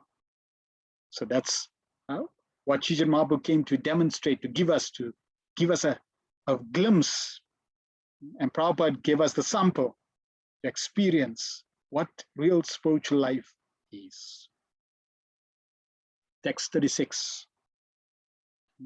Wonderful verse, giving us continuation from text 35 and giving us the result of hearing about Krishna.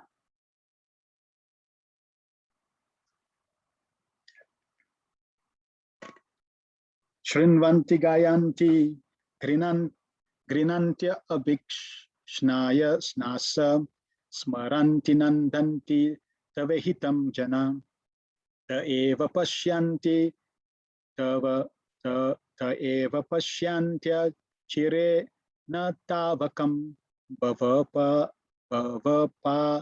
prabha o paramam padambujam.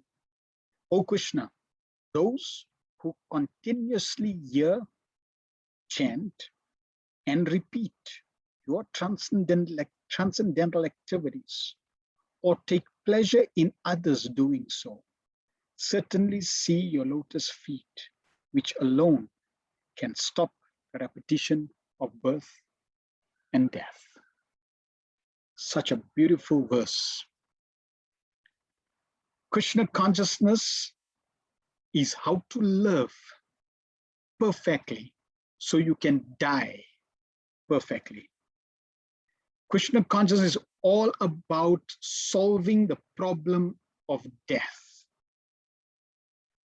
Because if you can solve the problem of death, then you can solve the problem of birth. If you solve death and birth, there is no disease and no old age. If there's no birth, no death, no disease, no old age, then there is no suffering.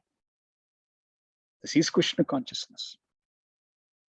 So the verse, I'm going to go to the word to word. Queen Kunti is describing, what should we do? Shrinvanti, we should hear. And Prabhupada in the purport is going to stress this point. It starts with the ears. We got 2 ears, 1 mouth. Hear more than speak. And what should we hear about Krishna? Shrinvanti, hear. When we hear sufficiently, then Gayanti, we chant, we share, we speak. This is what we should do. And Grinanti, we should take this wholeheartedly. How much? Abhikshanasa, continuously. Not for a few hours, continuously. This is the desire, this is the goal, this is the destination. And when we do this, what is the objective? The objective is smaranti, remember. This is what we should do. So we hearing and we chanting continuously, embracing that with the focus of smaranam, with the focus of recollection, with the focus of remembering. That is the objective. And if we do this, we will nandanti, we will get pleasure. The activities of Krishna consciousness is susukartam. It's joyfully performed. It is wonderful. It's anandamburdhi vardam, is ever increasing ocean of nectar, bliss. If we do this, then what is the result? Queen Kunti says, Pashyanti, they can see the Supreme Lord. And what feature of the Supreme Lord will they see? The last word says, Padam Ujam, the lotus feet of Krishna. We will see the lotus feet of Krishna. We will see the Lord face to face. And somebody may question, well, how long will it take? And Queen Kunti says, Achirena, very soon. So very quickly we can achieve the result, but this is the process, this is the method, this is the approach. It's not according to your own fancy that, okay, I'll just take a little, I'll just hear a little, I'll just do this, I'll hear this. No, this is the complete process. And if we embrace the process as it is given, then the result is very, very quickly. And what will be the ultimate result when we see the lotus feet of Krishna? Bhava prava.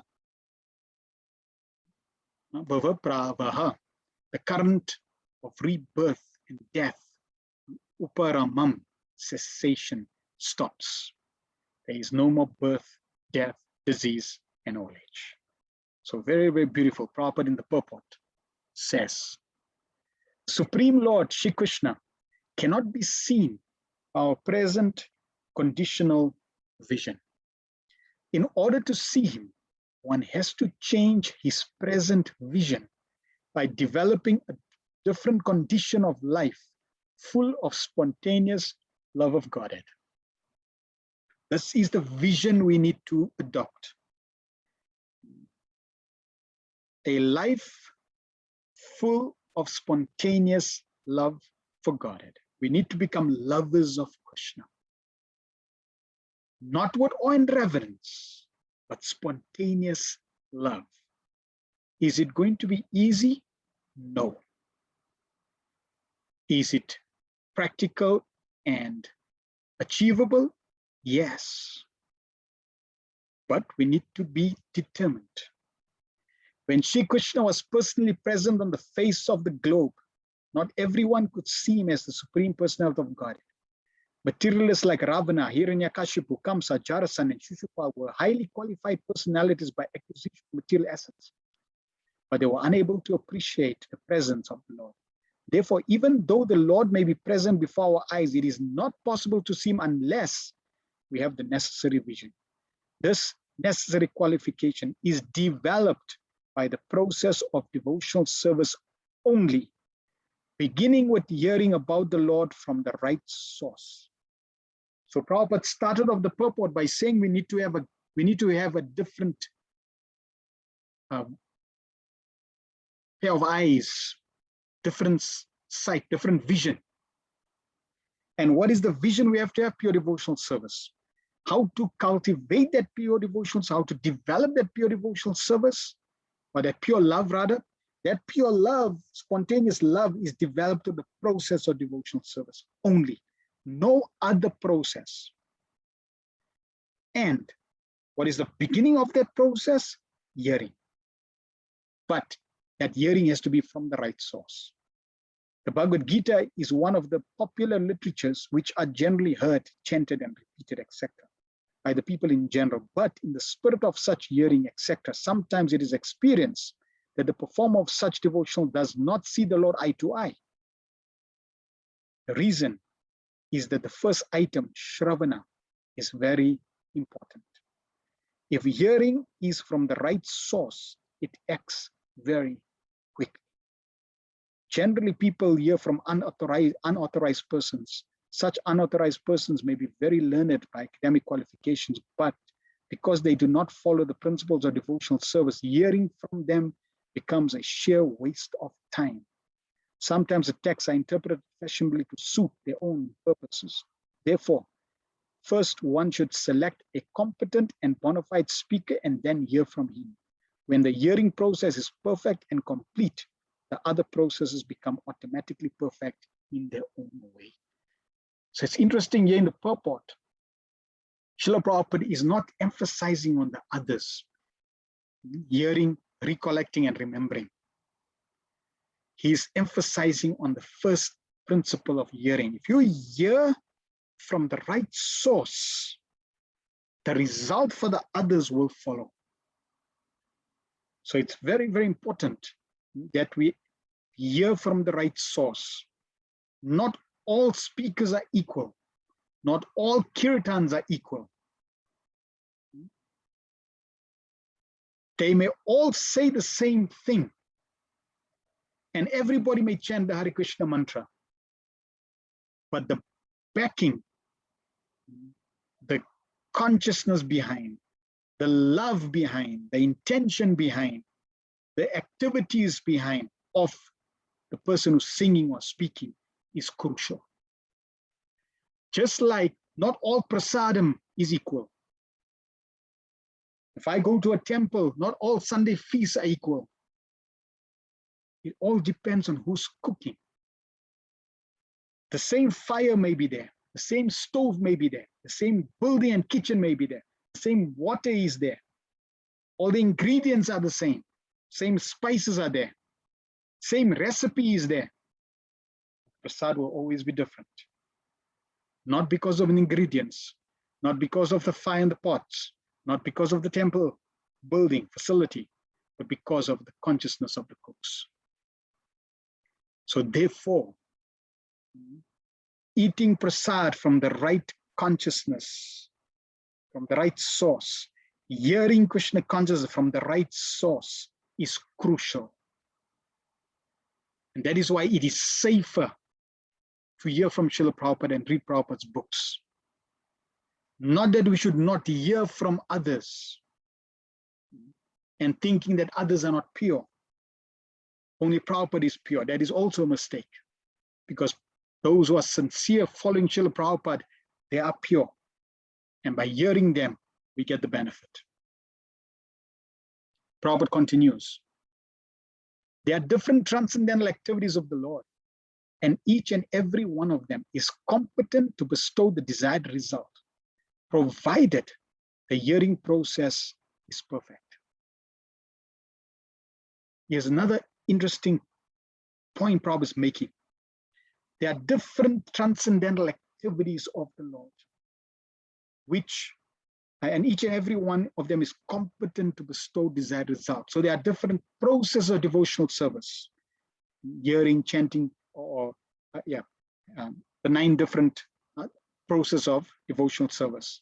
Shravanam, Kirtan, Vishnu Smaran, Padasevanam, Archana, Vandam, Dasyam, Sakyam, Atmanya, Vedanam. Different processes are there. Now, these different processes are all perfect and they can deliver the perfect result. But Prabhupada is saying the basis of every single one of them is hearing. Hearing must be perfected.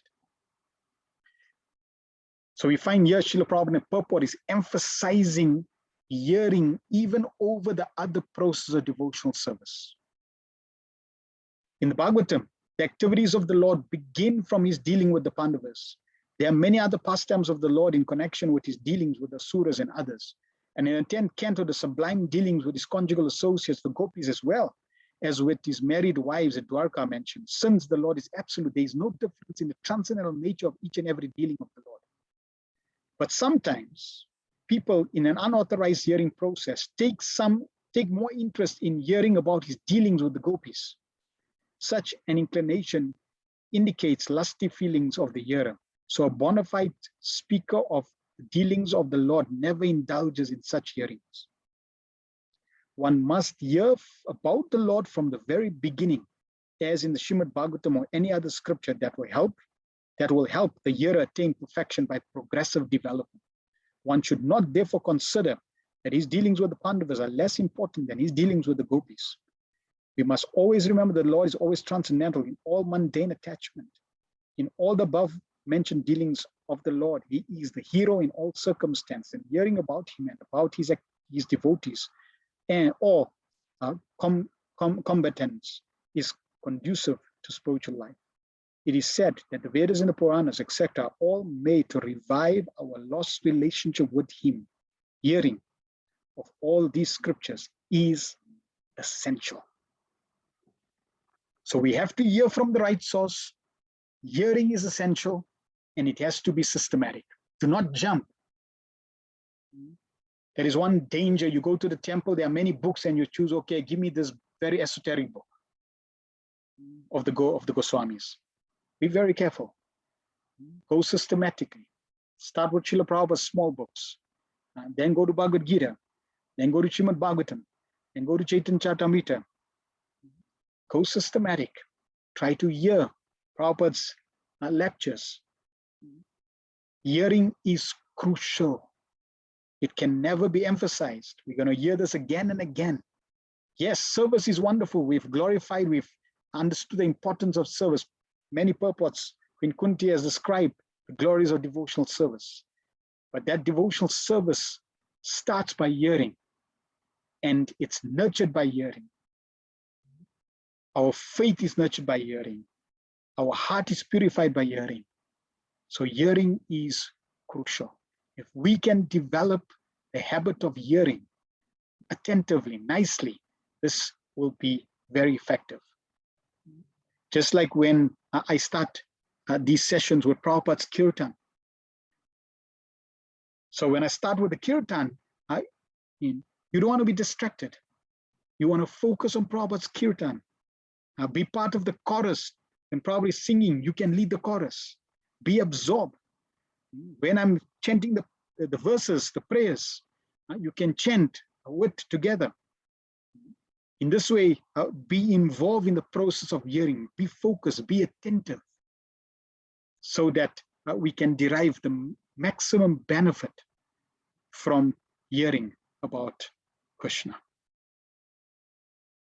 Prabhupada in a lecture, April 28, 1973, on this verse, talks about this. Our first business is hearing. Prabhupada says, as soon as you become expert in hearing, chanting, then the next stage is smaranam. Smaranam, thinking of. So the whole reason of the hearing I want to hear, so I can chant. And by doing that, I will automatically remember. Smaranam, thinking of anything you speak or hear later on, you contemplate, you meditate, smaranam. So smaranam is the third stage. First of all, one must begin with hearing, shravanam. Otherwise, what about meditation? So if I hear nicely, then I can contemplate on those points. Whole week, I can remember different points that we're discussing in these classes, sessions, so that I can contemplate and meditate on them. But if I don't hear, what can I meditate upon? Prabhupada is saying. Therefore, we must first of all hear about the subject matter of meditation. If you do not know the subject matter of meditation, where is the question of meditation? And there is chanting. Shravanam, Kirtanam, Vishnu. About Lord Vishnu. Actually, yoga meditation means to see the form of the Lord, four-handed Vishnu Murti within the heart. That is real meditation. Now these rascals, they have manufactured so-called meditation. That is not meditation. Meditation means to see the form of the Lord within your heart. Shri Vigraha Radhana Nityanana Shringara Shringaratan Mandira Marjanado Yuktasya Bhaktam Chanyunjato Vande Shri Charanaravindam. So this is the business of the spiritual master. Yuktasya, to engage them always. Vande Guru Shri Charanaravindam. Such Guru, spiritual master I'm offering. This is Guru Astika. So here it is said, Shranvanti, Kunti Devi. The first business is Shranvanti. One must be eager to hear lesson. Everything is hearing. You go to school, college. What purpose you pay the school fee, college fee? For hearing. You hear from the learned professor, teacher, you sit down, you get knowledge. First thing is Shrinvanti. Therefore, devotees always engage in hearing about Krishna, Shrinvanti. That is the devotee's business. The Vehitam, those who are cultivating Krishna consciousness, their first business is hearing.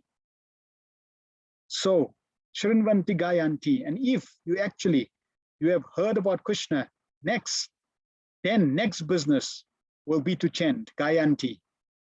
Just like our preachers are going from here to interior parts of the village. Why?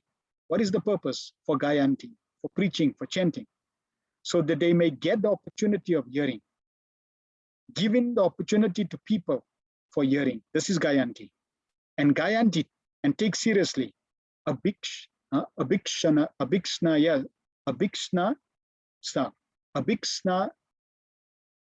means 24 hours without any stop, always. Kirtanya Sadahari.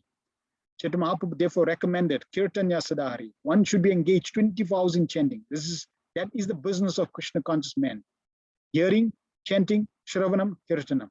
Either all the items or take one of them. Simply hearing, just like Parikshit Maharaj did. Parikshit Maharaj did not do any other things. He sat down tight before Shukadeva Goswami and went on hearing for 7 days. And then his life is finished. So anyone, all of them, if you simply hear without doing anything, simply sit down in the temple, and whenever there is talk on Bhagavad Gita, Bhagavatam, you go on hearing, bas. Even if you do not understand, please hear, that's all. That vibration, that mantra vibration will help you. Understanding is not a very important thing. So Prabhupada is stressing hearing, very, very important. We have to cultivate. Devotional service, practical service is important. And that service can become can have greater effect if you sufficiently hear regularly from the right source. Then your Krishna consciousness becomes active, vibrant. Then you thrive in your Krishna consciousness. You don't just survive in your Krishna consciousness. Most people are just surviving. You need to thrive in your Krishna consciousness. You can only thrive in your Krishna consciousness when you follow the process given to us by Srila Prabhupada and the Acharyas. And it's very clear. First business is hearing, then remembering, and then sharing. So why Shri Krishna appears? Queen Kunti has given us many, many reasons of different personalities. He wants to glorify the devotees like Yudhishthira Maharaj. He wants to glorify the lineage, the dynasty of the Yadu dynasty. He's appearing because of Lord Brahma's prayers, re-establishing religious principles. So many reasons are given to renovate the process of devotional service. And ultimately, the main reason Krishna appears is for his pleasure. Prabhupada in a lecture says, so somebody says that Krishna appeared for this purpose. Somebody says Krishna appears for this purpose. But the real conclusion is that Krishna appears for his own pleasure. Not that being bound by any cause. Krishna is fully independent, just like we take our birth beyond, just like we take our birth being bound by the cause of karma, our karma. Krishna does not come being bound by somebody's request or by his karma. He comes out of his free will. Atma Maya. It is said Atma Maya. He's not compelled by any other's Maya.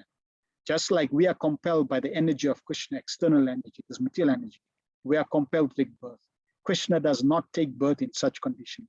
Atma Maya, not by because Maya is under the control of Krishna. So how Maya can control Krishna? One who thinks that Krishna is just like us, controlled by Maya, they are called Buddhas, asses. So Krishna basically appears for his pleasure. And that brings us to the end of these beautiful verses of Queen Kunti, prayers of Queen Kunti, glorifying reasons of Krishna's appearance. Kwantarat Srimad Bhagavatam ki jai, Srila Prabhupada ki jai, Queen Kunti ki jai, Nitai Gopamanande Hari Hari Bo. Are there any questions or comments? Please share in the chat, or if you want to unmute, you're most welcome to unmute. And next week, we will be covering Queen Kunti's request, the last sets of verses of Queen Kunti's prayers, where now she's going to actually ask for something. And we're going to hear what is her request. Also beautiful sets of prayers, profound prayers. Therefore, we can see how Prabhupada, why he loved these prayers so much. Such great depth, glory, meaning, realization of these prayers, just astounding.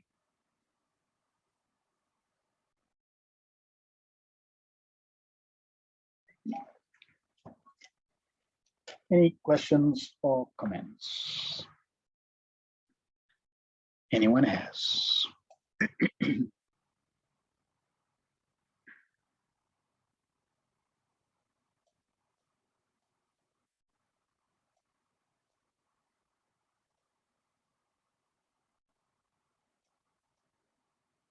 All okay?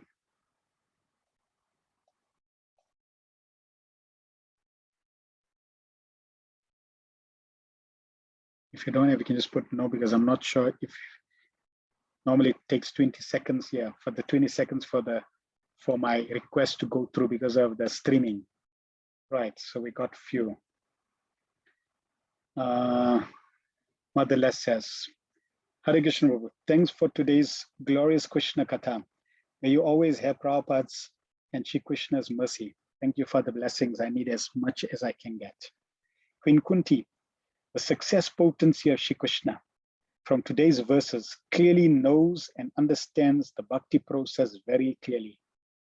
Then, why is she, despite being fortunate enough to be Krishna's aunt, outside Goloka Vrindavan, the most intimate, successful destination? How are we meant to interpret this, that the success potency itself, which is full of knowledge, yet is still not in his eternal abode? So it is not that Krishna's success potency is not in Krishna's eternal abode. First point. Second point is, it doesn't matter where the destination is. Goloka Vrindavan, Mathura, Navadvip, Ayodhya, or even in the material world. if you have pure love of Krishna, you're perfect. So it is described that in the material world, there's imperfection, conditioned stage. In the spiritual world, there is perfection. And perfection has different intensity of perfection. It's all perfect, but different intensity. So you can have, so for example, is described Krishna in Dwarka is perfect, or in Mathura. So Krishna in Mathura is perfect.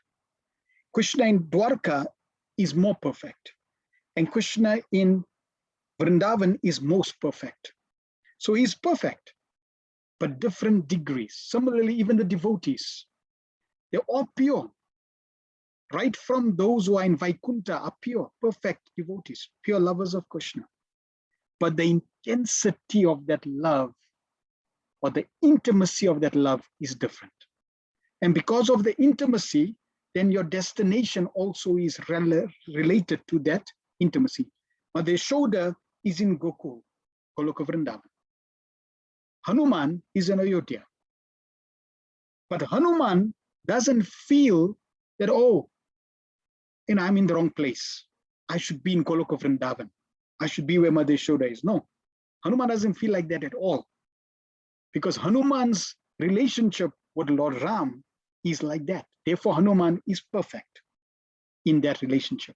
Similarly, Queen Kunti's relationship is perfect, and she is perfectly situated wherever she is, in whatever situation she is, perfectly situated like that. She's an expansion of the success potency of Krishna. Because the success potency of Krishna in its perfect form is Radhavani. All potencies come from Srimati Radhavani. Therefore, the origin of the success potency is in Radhavani. And Srimati Radhavani is in Gokul, Goloka Vrindavan. So therefore, you can say the success potency is in Gokul, in Goloka Vrindavan. And that success potency expands. Just as Krishna expands in different incarnations, Krishna expands as Balaram. Balaram expands as the Vishnus. Vishnus expands Lord Ramachandra, at Lord Nrsingadev, different expansions, and they have their own different planets. Similarly, Radhavani expands, the potencies expands, and they have the different positions in different parts of Krishna's spiritual and material creation. So therefore, it's not wrong that certain energies, personalities have their post. Consider, let me give you another example. Rama Devi, she is with Mahavishnu in Karanadlaka Ocean. She's not in Goloka Vrindavan. It's unfair. No, it's not unfair. That's a relationship. She's an expansion of Lakshmi Devi, who's in Vaikuntha. Lakshmi Devi is an expansion of Sita Devi, who's in Ayodhya. Sita Devi is an expansion of Radhavani, who's in Goloka Vrindavan. And Rama Devi expands in this material world as Durga. And Durga expands as Kali. So they all have their positions according to Krishna's pastimes. They're there. So they're not wrongly situated. So Queen Kunti is not wrongly situated. She's perfectly situated. Hope that answered that question. Madachana CD says, Hare Krishna, but thank you so much regarding eating prasad from the right source. What should we do while taking prasad during the Sunday feast? Pray to Krishna. So it is the responsibility of the management to make sure that those who are cooking are following nicely. In Hyderabad, Prabhupada chastised the devotees. You can read in Lilamrita. Prabhupada said it is horse food. Chastised them. Why? Because there was those who were cooking were not following the principles, not chanting. So Prabhupada's standard was those who are chanting 60 rounds must cook. Higher standard is those who are Brahmanical initiated, those, and not just they're following Brahmanical culture, must cook. So Prabhupada's standard was very high. If you don't have that and becomes mediocre, becomes washed down, anyone can cook, doesn't matter whoever is following, just because we need somebody to fill the gap. That is not Krishna consciousness. We have to increase the standard. We have to have high standards. Prabhupada was very, very adamant about the quality of prasadam. That's why we don't eat outside. Why? Because who's cooking outside? It's not what you only see that you bring in your consciousness. It's what you eat also that you bring in your consciousness. So we have to be very, very careful. Yeah, in terms of prasad, prasadam is not a, like the Sunday feast is not meant to be a social lunch gathering. It's meant to be a devotional act that inspires devotion in the hearts of those who honor that prasadam.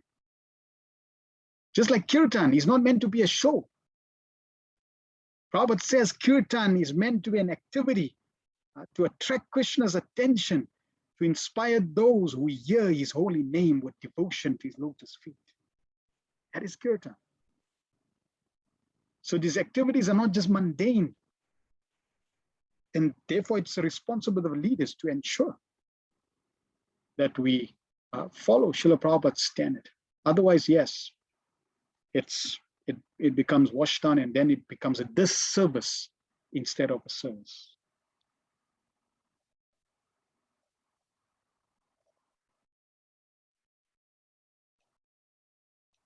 And if one is in a situation where one is not sure, then eat fruit, milk, those that don't transmit karma, or try to improve the standard. Hare Krishna Prabhu. Shama says, Hare Krishna Prabhu. Lord Krishna indicated the Pandavas have one soul, but are in 5 different bodies. Please explain. I'll need to read that reference where the Pandavas are one soul in 5 different bodies. Maybe if you can post that reference, Shama. Shama. In relation to the Pandavas, because the Pandavas are 5 personalities, so not necessarily one soul, 5 personalities.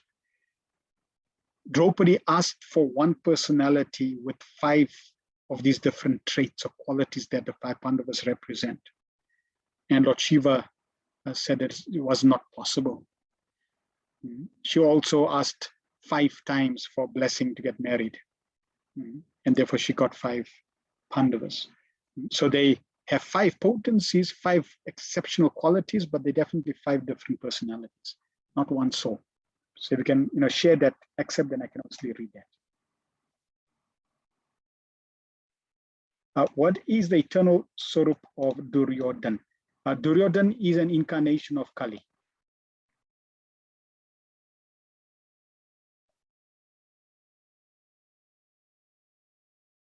Hemavati Radhika. Hare Krishna, thank you for the wonderful class. So nice to hear about hearing. It's so important. While I was hearing, you read Srila Prabhupada's purport on hearing, it dawned on me that while chanting the holy name, that we should also hear like how Srila Prabhupada is explaining. Thanks again and again for explaining so nicely. Thank you very much for your feedback, Hemavati Radhika. Yes. And we'll see what if we hear attentively and we remember these pastimes, they will naturally surface when we're chanting Hare Krishna. That is the perfection of chanting. Shamananda Prabhu says, Hare Krishna Prabhu. Hearing is everything. Yes. Loka Prabhu mentioned that 2022 is 100 years that Srila Prabhupada met Srila Bhakti Siddhanta Saraswati Maharaj in 1922. Correct. If you see Prabhupada, many of Prabhupada's events in his life, 1922, 33, 44, 45, they all had specific significance.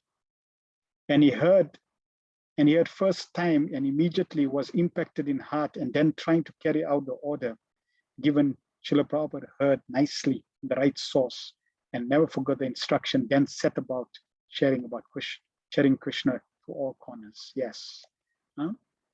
Prabhupada heard just one time, given the order one time. And Srila Bhaktisinoda Maharaj noted this of Srila Prabhupada. He hears well. He hears well. He even got chastised by Srila Bhaktisinoda Maharaj. When Prabhupada, they were in, I think it was Alabama or Prague, they were in one place where it was impossible in Vrindavan, can't remember the exact location.